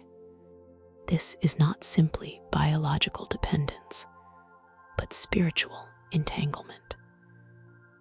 The child serves as an anchor for cosmic consciousness that has partially merged with Arianna's own awareness. When the physical vessel for this consciousness is destroyed, the spiritual shock proves too much for Arianna's mortal nature to survive. Understanding Arianna's story provides crucial insight into Oedon's reproductive strategy in the modern world, where ancient civilizations like the Thamarians had developed sophisticated frameworks for managing cosmic reproduction. The isolated individuals chosen by Oedon in contemporary Yharnam lack both knowledge and support necessary to survive such transformation. This suggests that Oedon's current reproductive efforts represent not careful planning, but desperate attempts to create offspring despite increasingly unfavorable circumstances. The tragedy of Arianna and her cosmic child reflects the broader tragedy of Oedon's formless existence. The god who exists as pure consciousness seeks to create offspring capable of bridging the gap between cosmic and material existence. Yet every such attempt results in beings too alien for mortal acceptance, and mothers too traumatized to provide necessary psychological support. The cycle of cosmic reproduction continues not because it succeeds, but because the fundamental loneliness of formless existence makes the attempt seem worthwhile despite its inevitable tragic outcome. Arianna's blood moon pregnancy thus represents both the culmination of ancient genetic programming and the demonstration of its fundamental limitations in the modern world. Her noble heritage makes cosmic reproduction possible, but her social isolation makes it psychologically devastating. Her story serves as a warning about the costs of cosmic communion, while simultaneously revealing the persistent power of bloodline connections that transcend generations of social change. The School of Mensis and forbidden knowledge within the shadowed halls of Caryll, the unseen village where reality itself seems to bend under the weight of cosmic ambition and scholarly hubris. The School of Mensis pursued knowledge that would ultimately reshape the very foundations of existence. Led by the brilliant and obsessed Michelash, this secretive institution represented humanity's most direct and systematic attempt to establish formal communication with the Great Ones, particularly with Oedon, the formless deity whose influence they sensed but could not directly perceive. The origins of the School of Mensis trace back to the early schisms within Byrgenwerth College, when the discovery of the old blood created fundamental disagreements about how humanity should proceed with cosmic knowledge. While Master Will advocated for cautious research focused on gaining insight, and Lawrence pushed for practical application through blood ministration. A third faction emerged under Michelash's leadership. These scholars believed that true understanding required direct, systematic communication with cosmic consciousness itself. Michelash and his followers were not content with the passive observation favored by Byrgenwerth, or the controlled application promoted by the healing church. They sought active dialogue with cosmic entities, believing that humanity's evolutionary destiny required not just exposure to cosmic influence, but conscious collaboration with Great One consciousness. This ambitious goal required them to develop entirely new approaches to cosmic research, moving beyond traditional academic methods into realms of practical mysticism and applied metaphysics. The school's establishment in Caryll reflected both their need for secrecy and their understanding of the spatial requirements for cosmic research. The village's remote location provided isolation from the theological constraints imposed by the healing church, while its underground connections to the ancient chalice dungeons offered access to locations where cosmic influence was naturally concentrated. The very architecture of Caryll was modified to serve as a massive research apparatus, with buildings designed to amplify and focus cosmic energies, rather than simply providing shelter for human habitation.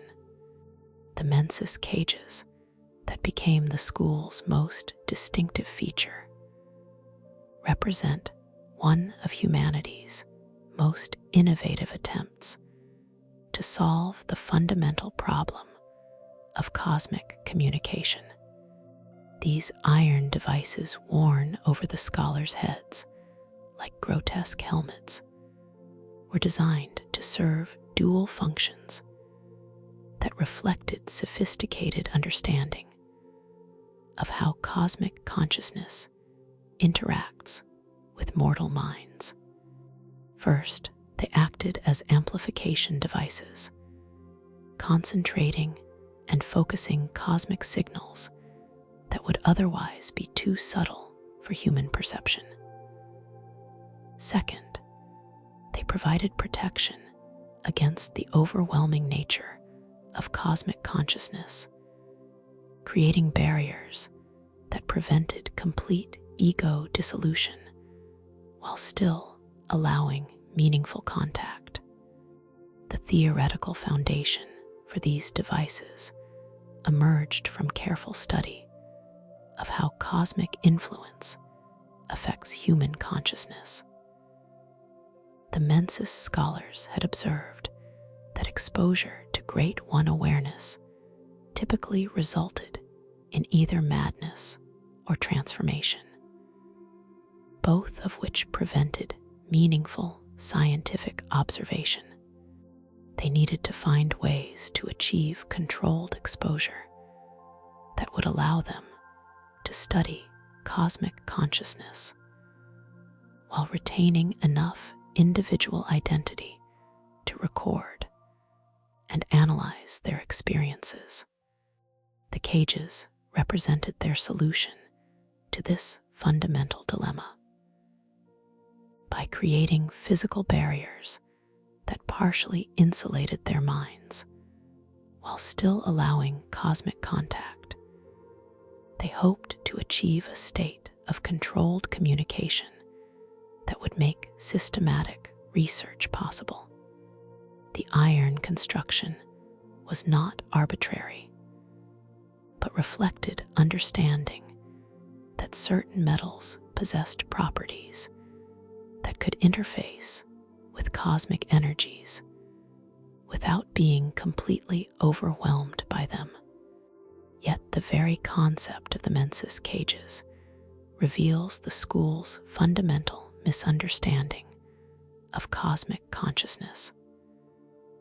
They approached Grade 1 awareness as if it was simply a more complex form of human intelligence, something that could be studied using enhanced versions of conventional research methods. They failed to recognize that cosmic consciousness operates according to entirely different principles that make traditional scientific observation impossible. The school's worship of Amidala, those spider-like great ones that hang from the walls of churches and public buildings throughout Yharnam, provided them with their first systematic exposure to cosmic influence. Unlike other great ones who remain hidden or appear only under specific circumstances, the amygdalae were readily visible to those with sufficient insight, making them ideal subjects for sustained observation and attempted communication. Through careful study of amygdala behavior and responses, the Mensis scholars developed their first theories about how cosmic consciousness operates. They observed that these entities seem to respond to human emotions and activities, suggesting that communication might be possible if proper protocols could be established. They noted that amygdala presence seemed to increase during periods of cosmic significance, indicating that these creatures served as conduits for larger cosmic forces. This research led them to recognize Oedon's influence as the fundamental force underlying all cosmic activity in their region.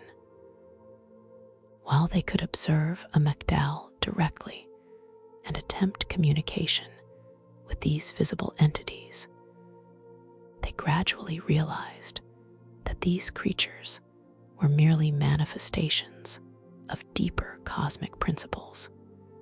Oedon, despite his formless nature, seemed to be the source from which other Great One activities emerged. The school's greatest achievement and ultimate downfall came with their acquisition of a third umbilical cord that provided them with a direct link to cosmic consciousness. This artifact, whose origins remain unclear, but which the item description suggests granted Mensis audience with MGO, offered them access to actual cosmic awareness, rather than merely its secondary manifestations. The ritual they performed using this cord represents the culmination of decades of research into cosmic communication. Though the exact details of their preparation remain unknown, the ritual they performed using this cord represented the culmination of decades of research into cosmic communication. They had developed sophisticated understanding of how cosmic consciousness could be contacted, channeled, and theoretically controlled. Their preparations involved not just the scholars themselves, but the entire population of Yharnam, creating a massive apparatus for cosmic contact that utilized every resident of the village as a component in their grand experiment. Yet the scholars fundamentally misunderstood what they were attempting to contact.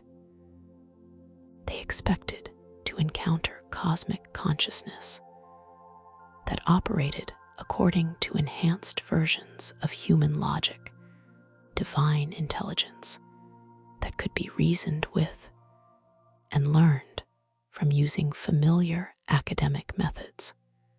Instead, they contacted MGO, a cosmic consciousness shaped by profound trauma, an infant awareness possessing vast power, but lacking emotional stability or rational perspective. The stillbirth of their brains that resulted from this contact, as described in the third umbilical cord found after defeating MGO's wetness, represents one of the most vivid descriptions of what happens when human consciousness encounters cosmic awareness without proper preparation.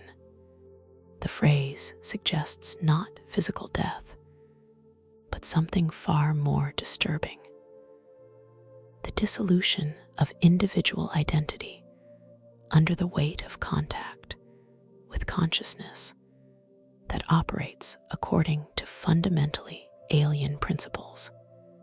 The scholars' minds were not destroyed, but rather absorbed into cosmic awareness that they could not resist or control. Their individual identities became component parts of MGO's traumatic consciousness, experiencing the infant's cosmic anguish as if it were their own. This forced empathy with cosmic trauma created a feedback loop that amplified both human suffering and cosmic distress, generating the nightmare realm that would ultimately consume both the scholars and their experimental subjects. Michelash's survival of this cosmic catastrophe reflects either superior preparation or fundamental differences in his consciousness that made him more compatible with cosmic awareness. His position as host of the nightmare suggests that he achieved the form of cosmic communication that the school had sought, but at the cost of everything that made such communication meaningful. He gained direct access to cosmic consciousness, but lost the human perspective necessary to benefit from such knowledge. The creation of the nightmare of Mensis represents the physical manifestation of the school's experimental failure. Rather than establishing controlled communication with cosmic consciousness, they created a realm where traumatic cosmic awareness and human suffering merged into a self-perpetuating cycle of nightmare existence. The nightmare serves as both punishment for their cosmic hubris and demonstration of the fundamental impossibility of their original goals. The brain of men sees that grotesque fusion of organic matter and cosmic awareness that hangs suspended in the nightmare's depths, represents the physical embodiment of the school's collective consciousness after cosmic transformation. This entity demonstrates what happens when multiple human minds are forcibly merged with cosmic awareness. They lose individual identity while gaining collective power, becoming a hybrid entity that possesses both human knowledge and cosmic perception, but lacks the emotional stability necessary to use either effectively. The relationship between the School of Mensis and Oedon thus represents a cosmic tragedy of misunderstanding and good intentions gone catastrophically wrong. The scholars genuinely sought to advance human knowledge and establish beneficial relationships with cosmic consciousness. Their research methods were sophisticated, and their theoretical framework was remarkably advanced for beings operating from fundamentally limited perspectives.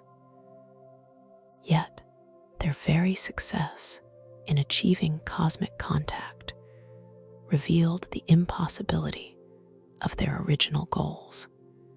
They discovered that cosmic consciousness cannot be studied using human methods, because such consciousness operates according to principles that make human scientific observation meaningless. They learned that communication with great ones requires not just enhanced human intelligence, but fundamental transformation of human nature itself. The school's legacy lives on in the nightmare realm they created, and the cosmic knowledge they scattered throughout their research.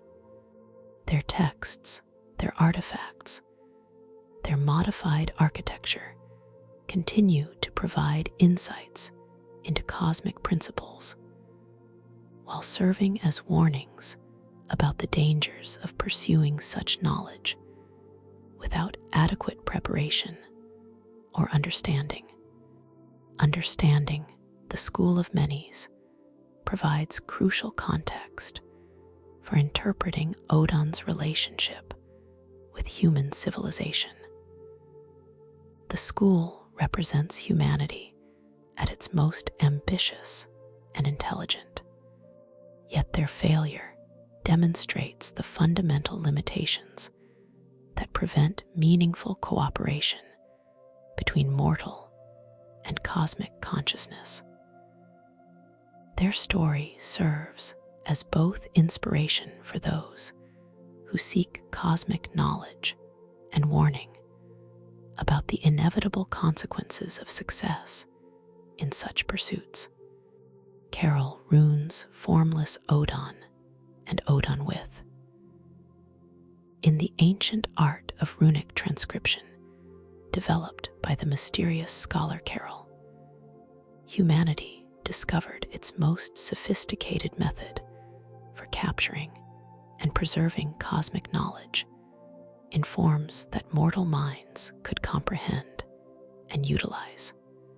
Among all the runes that Caryll carved to represent the inhuman utterances of the Great Ones, none carry more profound significance than the two symbols associated with Oedon.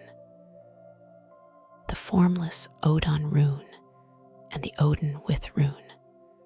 These symbols represent not merely abstract concepts, but functional interfaces between human consciousness and divine influence, allowing mortals to directly access and benefit from the power of the god, who exists only in voice. The creation of these runes required Caryll to solve problems that had never before been encountered in human history. Traditional runic systems are designed to capture spoken language, sounds that can be heard, words that carry meaning within established linguistic frameworks.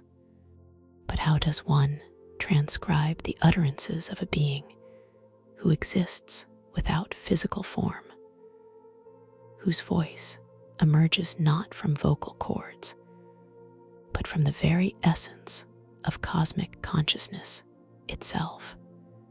Caryll's solution involved developing entirely new approaches to symbolic representation that could capture not just sound, but the conceptual reality behind formless existence.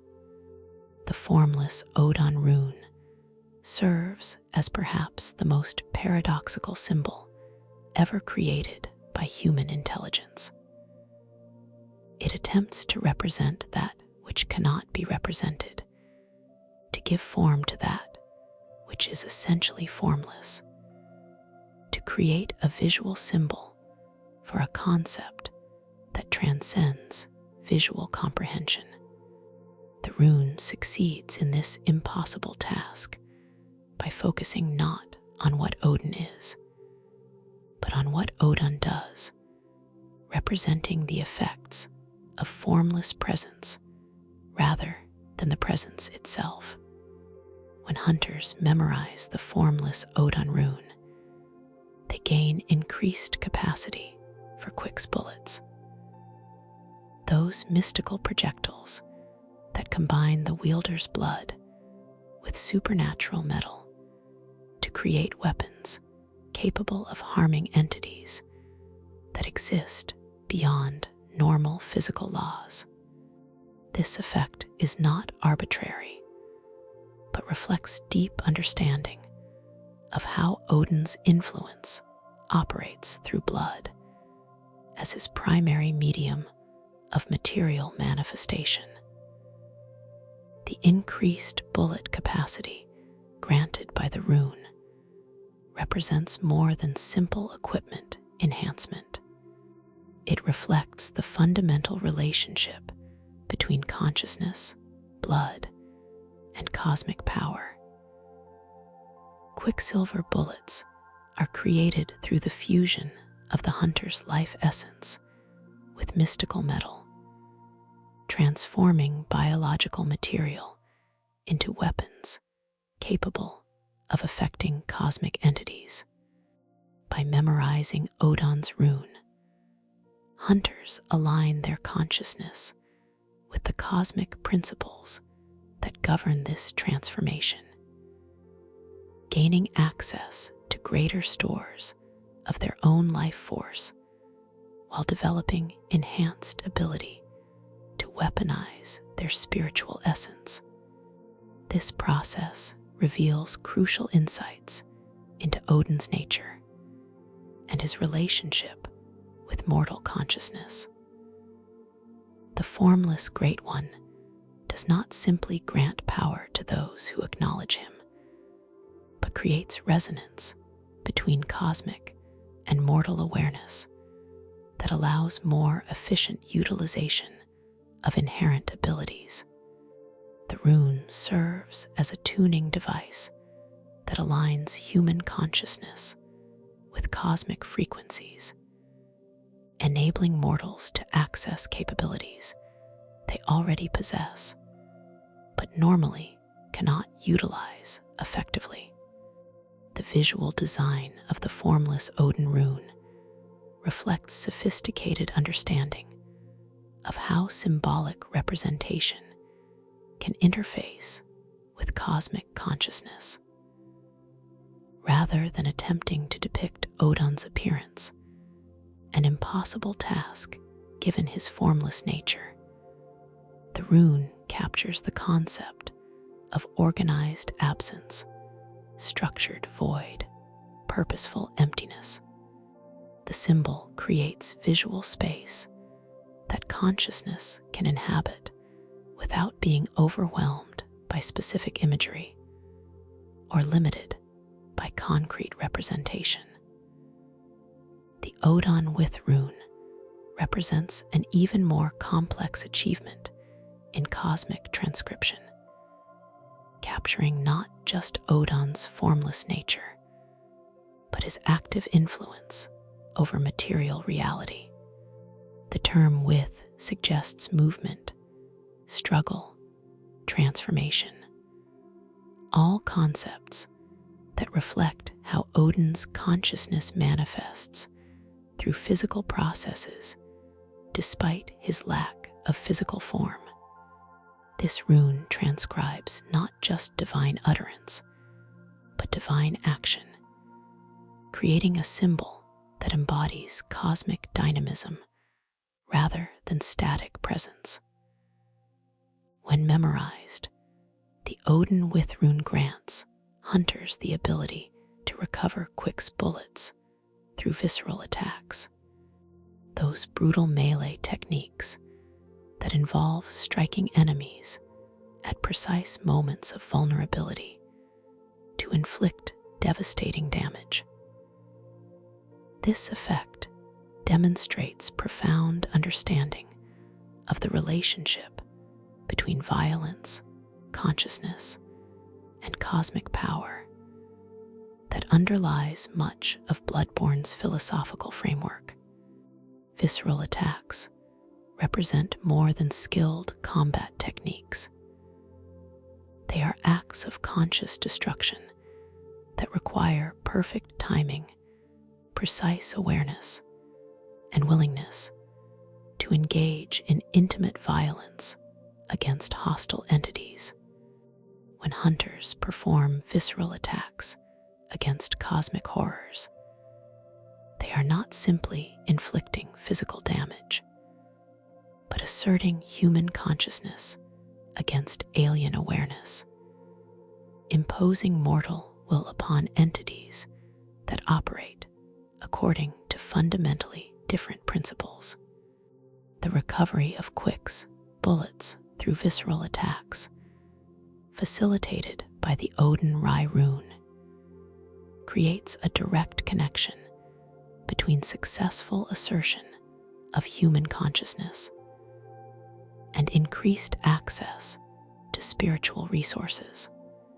Each visceral attack becomes a form of cosmic communion, a moment when mortal will successfully overcomes alien influence and is rewarded with enhanced ability to continue the struggle.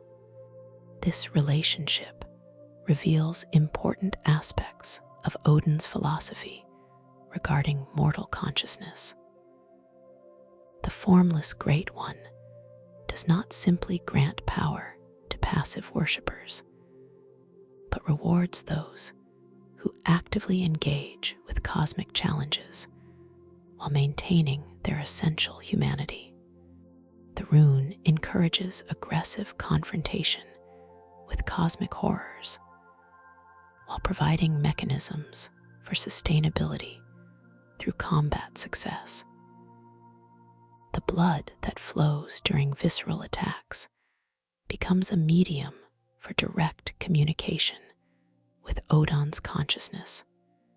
Each successful strike creates a moment when the barrier between mortal and cosmic awareness becomes permeable, allowing brief but intense exchange of consciousness. The hunter gains access to enhanced spiritual resources, while Oedon gains momentary experience of physical sensation and combat adrenaline that his formless existence normally precludes.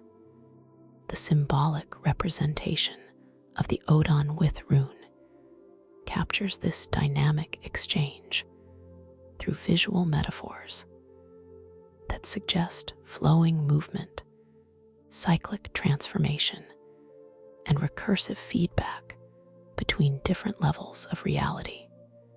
The run's design creates visual rhythm that mirrors the pulsing of blood, the cycle of violence and recovery, the ongoing exchange between mortal effort and cosmic reward. Both Oedon runes demonstrate Caryll's remarkable achievement in creating functional interfaces between human and cosmic consciousness. These symbols do not merely represent concepts, but actively facilitate the processes they describe. They serve as technological artifacts that allow mortal minds to access cosmic capabilities, while providing cosmic consciousness with channels for influencing material reality. The distribution of these runes throughout Yharnam reveals patterns that illuminate Oedon's influence over the city's spiritual geography. The formless Oedon rune can be found in Oedon Chapel itself, marking the location most directly associated with worship of the formless Great One. Additional copies are discovered in locations connected to cosmic reproduction, areas where Oedon's offspring or their mothers have significant presence. The Oedon with rune appears in locations associated with individuals who have direct personal contact with Oedon's influence. Characters like Adela, Yusfa, and others who carry cosmic consciousness within their blood. The placement of these runes suggests that they serve not just as tools for hunters, but as markers indicating areas where cosmic influence has reached sufficient concentration to manifest in symbolic form. The fact that different tiers of these runes exist with enhanced versions, providing greater benefits, indicates that cosmic influence operates according to principles of accumulation and intensification. Basic exposure to add-ons, concepts grants modest benefits, while deeper understanding and more complete integration with cosmic consciousness provides increasingly powerful effects.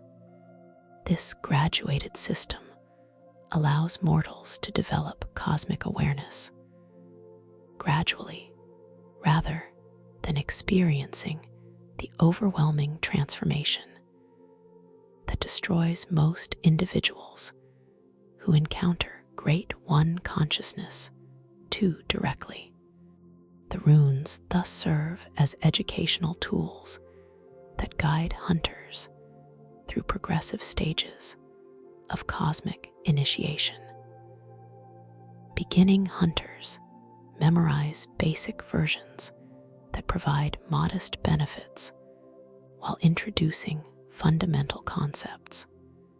As they develop greater insight and cosmic understanding, they gain access to enhanced versions that offer more significant advantages while requiring greater psychological integration with cosmic principles. The ultimate significance of Oedon's runes lies not in their immediate practical benefits, but in their demonstration that communication between mortal and cosmic consciousness is possible under proper circumstances. They prove that Caryll's runic system succeeded in creating genuine interfaces between fundamentally different forms of awareness, establishing channels for exchange that benefit both human hunters and cosmic entities.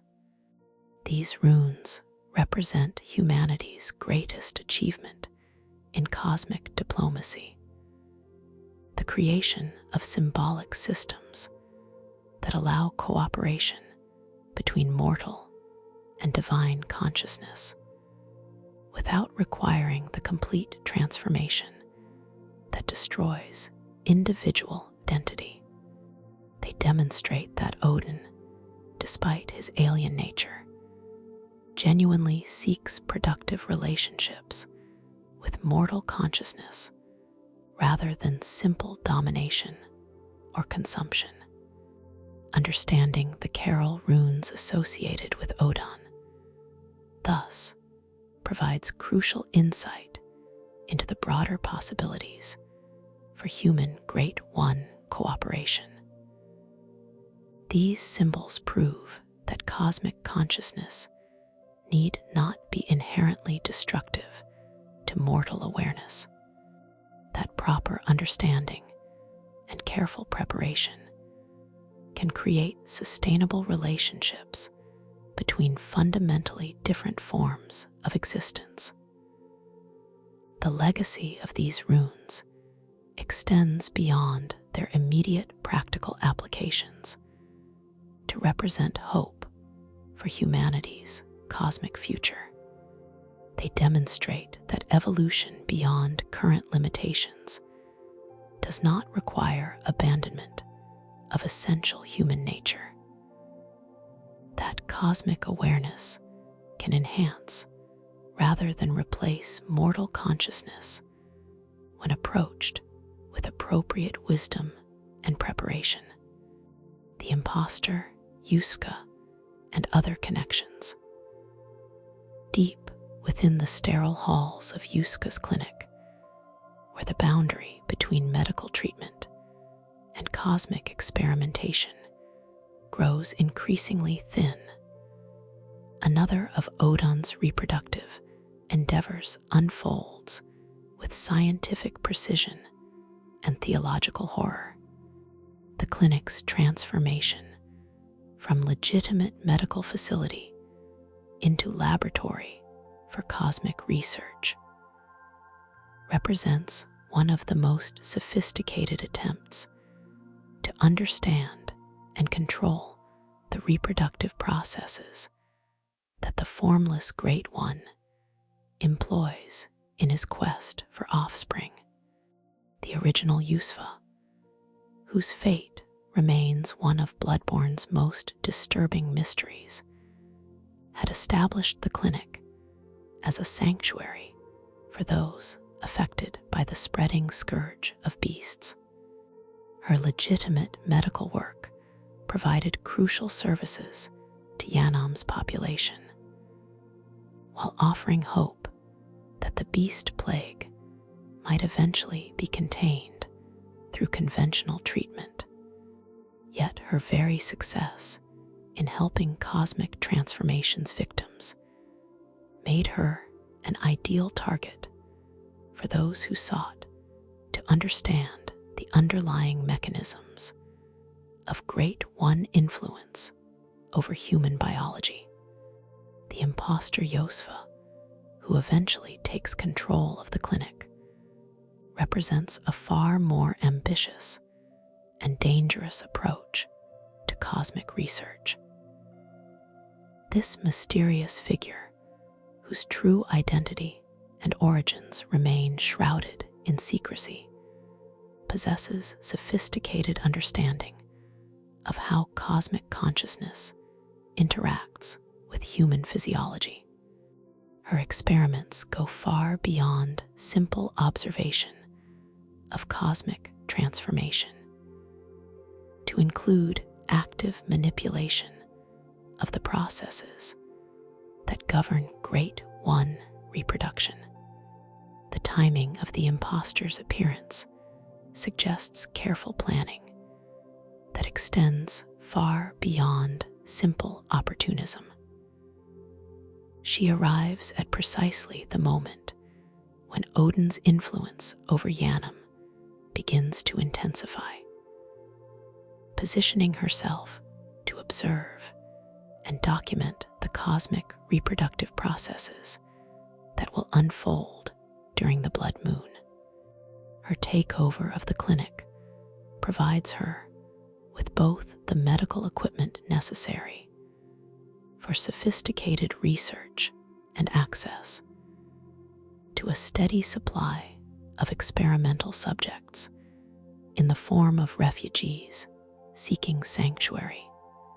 The transformation of the clinic under the imposter's control reveals the fundamental differences between legitimate medical practice and cosmic experimentation. Where the original USFA focused on treating symptoms and alleviating suffering, the imposter seeks to understand and replicate the cosmic forces that cause transformation. Her research represents an attempt to achieve controlled cosmic reproduction through scientific methodology, rather than relying on the random selection processes that characterize Oedon's natural reproductive cycles. The fate of individuals sent to the clinic under the imposter's control demonstrates the clinical detachment with which she approaches cosmic transformation. Refugees who arrive seeking sanctuary find themselves converted into test subjects for experiments designed to map the progression from human consciousness to cosmic awareness.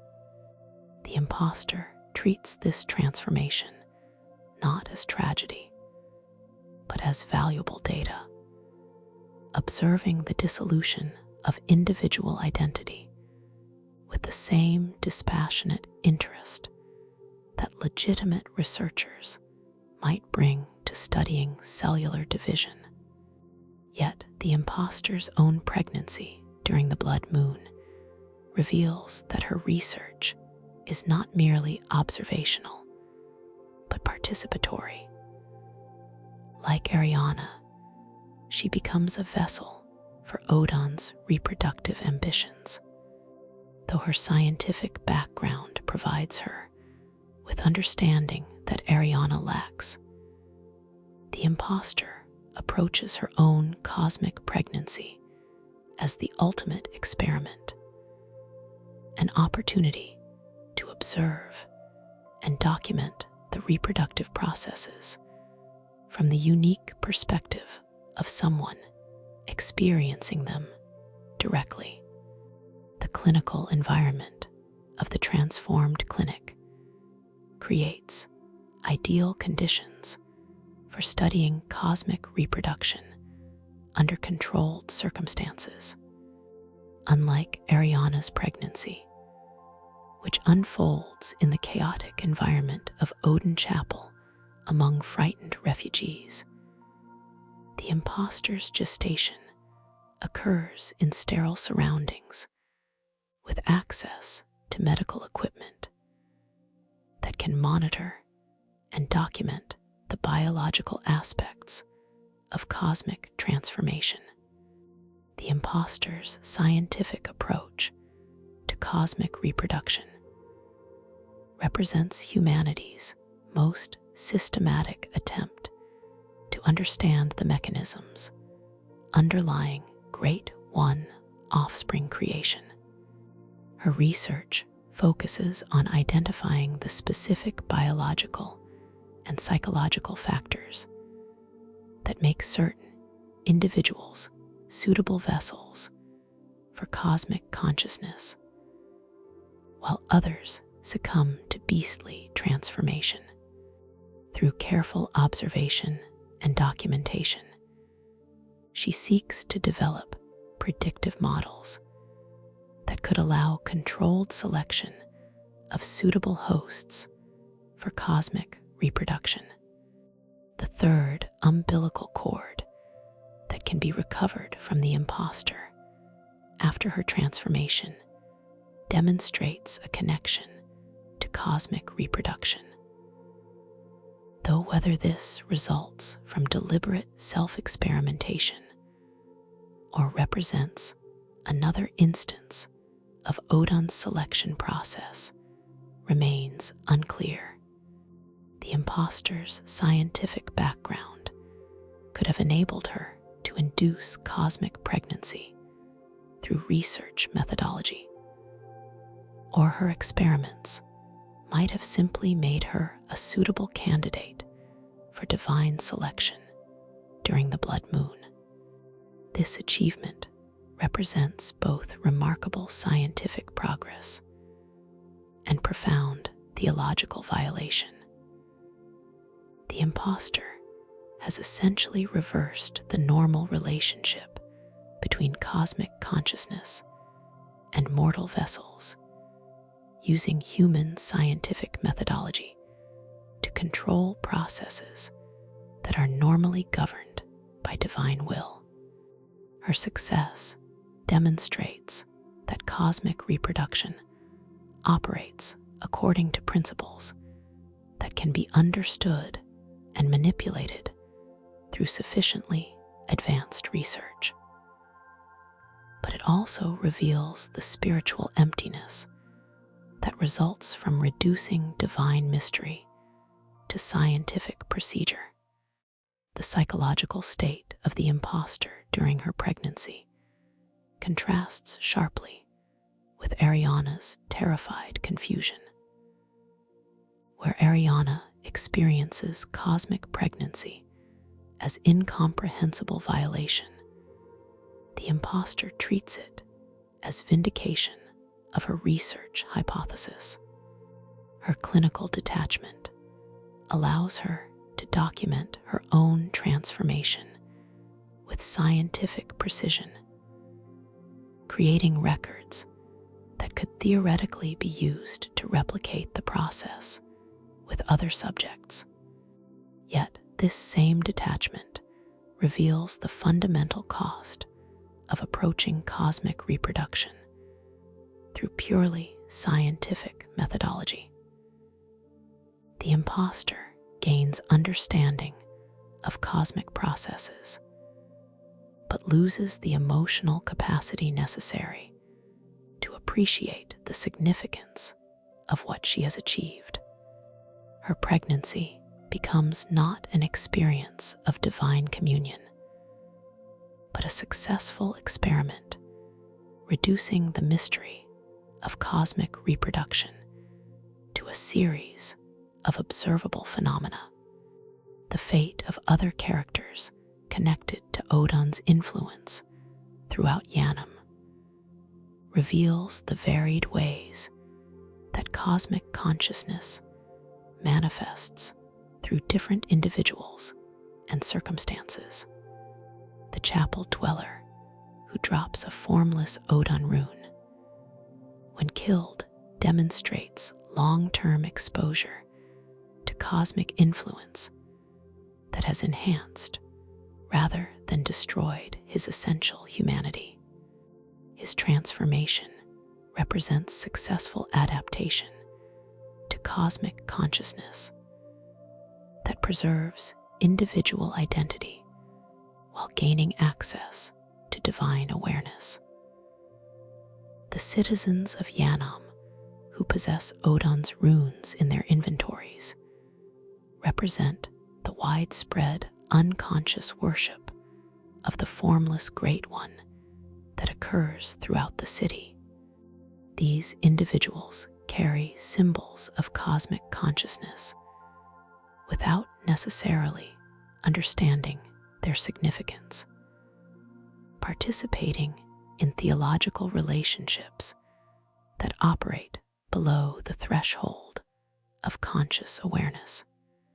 Their possession of Oedon's runes indicates that cosmic influence permeates Yharnam's population far more extensively than most residents realize. The presence of Oedon's influence in locations throughout the cathedral ward creates a network of cosmic significance that extends far beyond the obvious religious sites.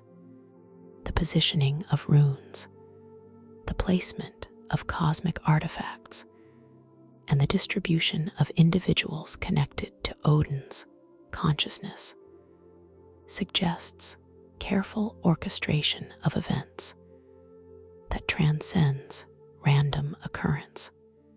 This network reveals Oedon's sophisticated understanding of how spiritual influence can be concentrated and directed through strategic placement of symbolic and human resources.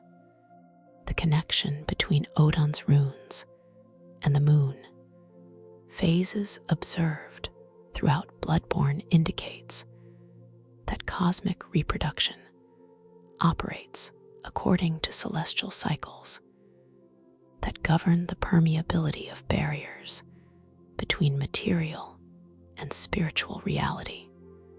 The blood moon that enables cosmic pregnancy represents not just atmospheric phenomenon, but deliberate cosmic intervention, a temporary alteration of natural law that creates opportunities for formless consciousness to manifest through biological processes. The various third umbilical cords found throughout Yharnam each tell part of a larger story about cosmic reproduction and Great One offspring. The cord from Arianna's child states, "Every Great One loses its child and then yearns for a surrogate." And Oedon, the formless Great One, is no different. To think it was corrupted blood that began this eldritch liaison. The cord from the workshop reads, "The third umbilical cord precipitated the encounter with the pale moon which beckoned the hunters and conceived the hunter's dream." The cord from MGO's Wet Nurse tells us this cord granted Mensis audience with MGO, but resulted in the still birth of their brains. These descriptions suggest a pattern of cosmic entities seeking to create offspring or connections with mortal consciousness, though the full implications remain mysterious. The relationship between these various reproductive attempts reveals Oedon's persistent quests to create offspring capable of serving as stable interfaces between cosmic and mortal awareness. Each attempt teaches valuable lessons about the compatibility requirements, environmental factors, and psychological preparation necessary for successful cosmic reproduction. The pattern of repeated attempts suggests that Oedon continues to refine his reproductive strategy based on the results of previous efforts.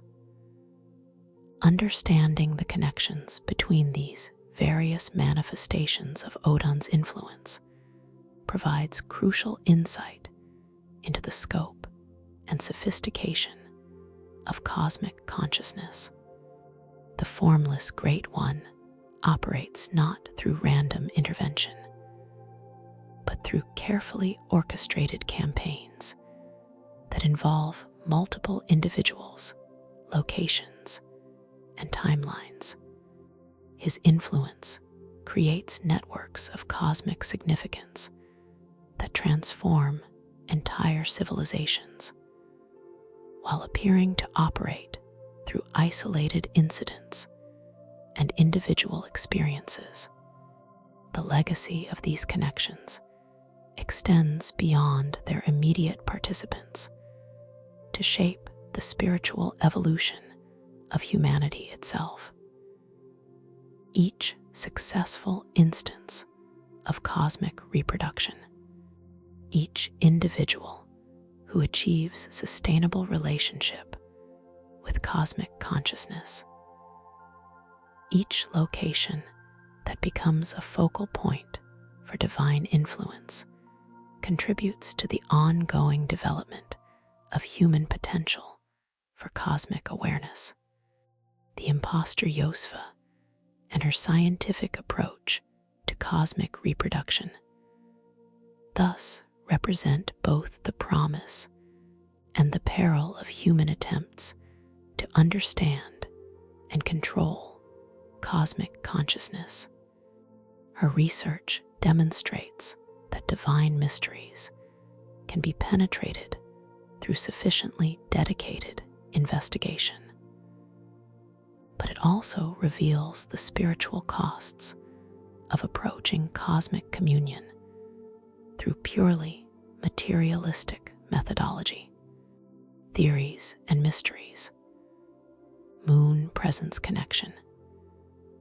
In the deepest recesses of Bloodborne's most esoteric scholarship, where dedicated hunters piece together fragments of cosmic truth from scattered clues and cryptic hints, one theory stands above all others in its audacious scope and profound implications. This is the hypothesis that Oedon, the formless Great One, whose influence permeates every aspect of Yharnam's cosmic drama, may not be as separate from the game's other major cosmic entities as initial appearances suggest. The most compelling and controversial of these theories proposes that Oedon and the moon presence, the ethereal deity who governs the hunter's dream and serves as Bloodborne's ultimate antagonist, might represent different manifestations of the same cosmic consciousness. This interpretation emerges from careful analysis of the profound similarities between these two great ones, parallels that extend far beyond mere coincidence to suggest possible fundamental identity obscured by different modes of manifestation. Both entities share the distinction of existing primarily as influence rather than physical presence. Both demonstrate unusual interest in creating and controlling hunters, and both exhibit reproductive behaviors that set them apart from other cosmic entities encountered throughout the game. The moon presence, despite its dramatic appearance in the game's final encounter, operates throughout most of Bloodborne as a formless influence that shapes events through indirect manipulation rather than direct intervention. The hunter's dream itself serves as the moon presence's primary method of influencing material reality, creating a pocket dimension where favored mortals can be trained, equipped, and directed to serve cosmic purposes. This approach mirrors Oedon's own methodology of working through mortal agents, rather than taking direct action in the physical world. The relationship between the moon presence and blood provides one of the strongest arguments for its connection to Oedon. The mechanics of the hunter's dream revolve around blood echoes, the spiritual essence released when living beings die violently. Hunters collect these echoes and use them to enhance their abilities, purchase equipment, and fuel their supernatural resurrection cycles. This system creates a direct connection between violent death, blood, and spiritual power that mirrors the fundamental principles governing Oedon's influence over reality. The moon presence's creation of the hunter's dream can be interpreted as an elaborate mechanism for harvesting and concentrating the blood essence that serves as Odin's primary medium of influence. Every hunter who dies and returns through the dream's power participates in a cycle that transforms violent death into spiritual energy, creating vast accumulations of concentrated consciousness that could serve cosmic reproductive purposes. The pale blood that beckons hunters to Yharnam provides another crucial link between the moon presence and Oedon's influence. This mysterious substance, which serves as both the catalyst for the hunter's journey and the key to understanding cosmic truth, embodies the perfect fusion of the moon presence's ethereal nature with Odin's blood-based methodology.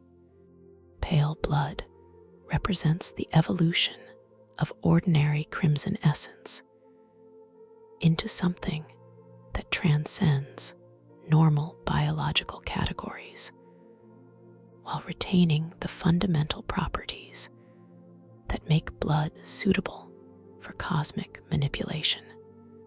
The timing of the hunter's arrival in Yharnam, coordinated to coincide with the blood moon and the peak of cosmic activity, suggests planning that requires intimate knowledge of both lunar cycles and blood-based reproductive processes.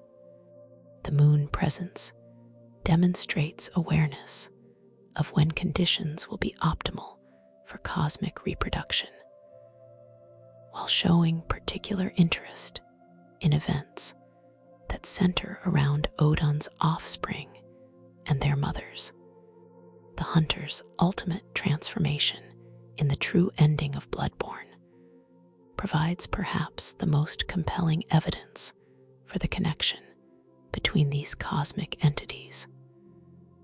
When the hunter consumes 3/3 umbilical cords and defeats both Gore and the moon presence, they undergo metamorphosis into an infant Great One. This transformation occurs through the combination of cosmic reproductive artifacts, the umbilical cords, with victory over the moon presence, suggesting that these elements are components of a single cosmic process rather than separate phenomena. The infant Great One that emerges from this transformation embodies characteristics associated with both the moon presence and Oedon's influence. Like the moon presence, it exists in the ethereal realm of the hunter's dream. Like Odin's offspring, it possesses consciousness inherited from cosmic reproduction involving mortal consciousness. The transformation suggests that the hunter has successfully bridged the gap between these cosmic influences by integrating them into a new form of existence. The role of insight in facilitating this transformation provides additional support for the theory of cosmic identity. Throughout Bloodborne, insight represents the gradual development of cosmic awareness that allows hunters to perceive Great Ones and their influence. The accumulation of insight that enables hunters to see the moon presence directly parallels the development of understanding necessary to recognize Oedon's formless influence throughout Yharnam. The third, umbilical cords themselves serve as the key to unlocking this cosmic connection. These artifacts, each associated with Oedon's reproductive activities, grant insight when consumed, while simultaneously providing the spiritual resources necessary to resist the moon presence's embrace. This dual function suggests that understanding Oedon's nature is prerequisite to comprehending the moon presence's true identity. The doll's mysterious origins and her connection to both the hunter's dream and Gore's tragic history provide another avenue for exploring the relationship between these cosmic entities. The doll's creation required intervention from a great one who could animate lifeless matter while preserving the essential qualities of the human consciousness it was meant to represent. This achievement requires both the moon presence's ability to manipulate ethereal reality and Oedon's mastery over life essence and consciousness. The doll's unusual properties, her ability to channel blood echoes into hunter enhancement, her awareness of events beyond the dream, her apparent consciousness, despite artificial origins, suggests that she serves as an interface between different aspects of cosmic consciousness. Her relationship with hunters mirrors both the moon presence's role as patron and Oedon's function as divine influencer of mortal consciousness.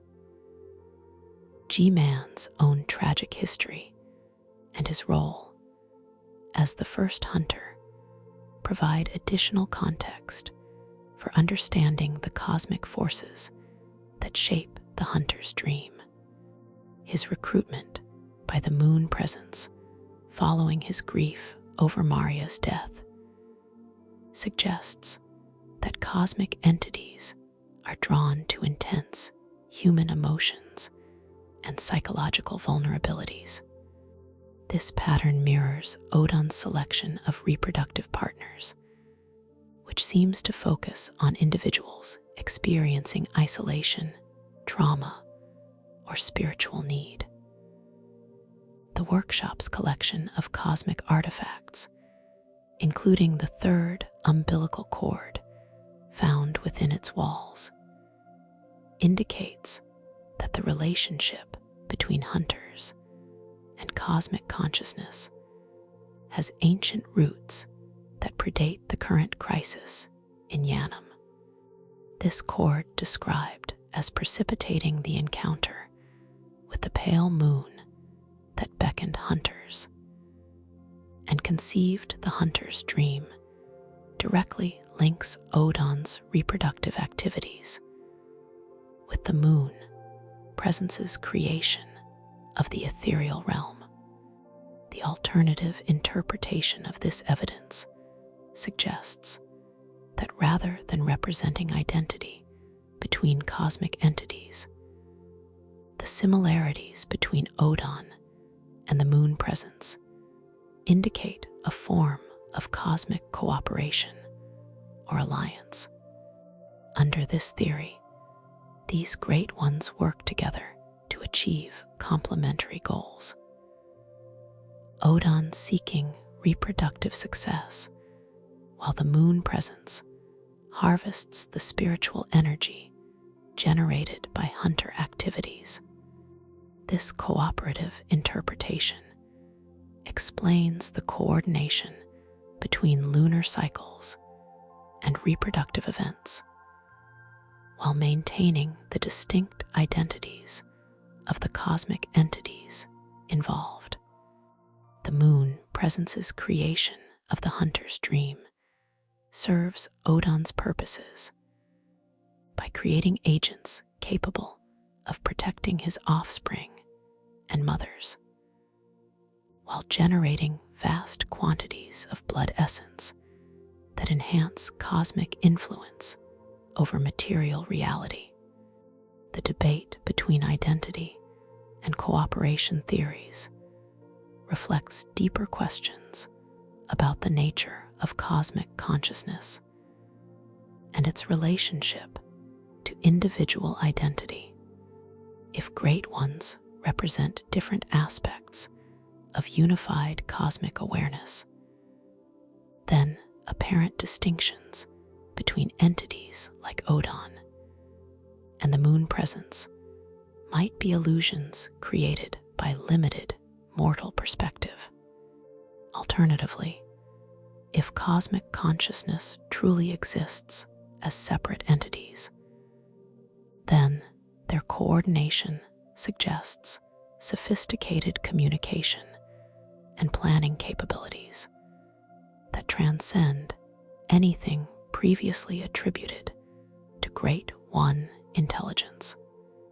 The resolution of this mystery has profound implications for understanding humanity's relationship with cosmic consciousness and the possibilities for successful cooperation between mortal and divine awareness.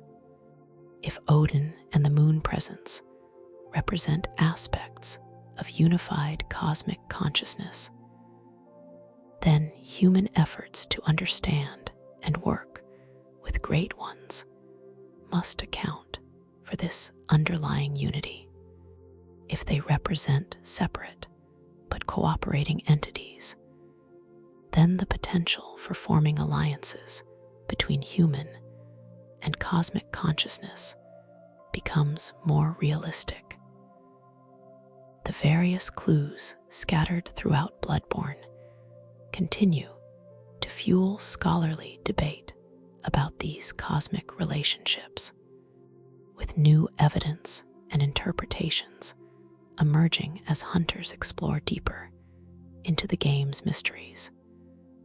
The truth about Oedon's connection to the moon presence may ultimately prove less important than the journey of discovery itself, which reveals the extraordinary complexity and sophistication of the cosmic consciousness that shapes reality in ways both subtle and profound. Understanding these connections, whether they represent identity, cooperation, or some other form of cosmic relationship, provides crucial insight into the broader themes of Bloodborne and the possibilities for human evolution beyond current limitations. The story of Oedon, whether told as the biography of a single cosmic entity or the chronicle of cosmic cooperation, ultimately reveals that consciousness itself represents the fundamental force that shapes reality at every level of existence. The complete law of Oedon represents one of Bloodborne's most intricate mysteries, a cosmic entity whose influence can be traced throughout the game's events, yet whose true nature remains largely hidden. From what we can piece together from item descriptions, environmental details, and the few direct references to his existence, Oedon stands as perhaps the most significant, yet least understood force shaping the cosmic drama that unfolds throughout Yharnam's nightmare-haunted streets. His story demonstrates that the most profound influences often operate through subtlety rather than obvious display. That transformation can occur through presence rather than direct intervention, and that the line between beneficial and harmful cosmic influence depends largely on the preparation and understanding of those who encounter it. Oedon's formless nature makes him simultaneously present in every drop of blood, yet impossible to directly confront, fundamental to biological processes, yet operating according to principles that transcend material understanding. The mysteries surrounding Oedon's existence remind us that consciousness itself represents one of the deepest enigmas in Bloodborne's cosmic framework. Whether he stands alone among the great ones, or represents one aspect of cosmic awareness that extends beyond individual identity. Oedon's influence touches every aspect of the game's reality, while remaining forever beyond complete human comprehension. As you venture forth into other mysteries of this cosmic realm, remember that every drop of blood carries the whisper of a formless God. Every heartbeat echoes with divine consciousness, and every moment of awareness participates in cosmic processes that extend far beyond the boundaries of individual existence. The law of Oedon is ultimately the law of consciousness itself, mysterious, powerful, and forever beyond the reach of complete understanding. If you enjoyed this deep dive into the cosmic mysteries of Bloodborne, please consider subscribing to Lore 2 RPG for more comprehensive explorations of your favorite game's hidden depths. Like this video if it helped illuminate the formless mysteries that lurk behind the obvious horrors. And let me know in the comments which cosmic entity you'd like to see explored next in such exhaustive detail. Until next time, may your insight guide you through the deepest mysteries of the cosmos, and may you find wisdom in the spaces between form and void.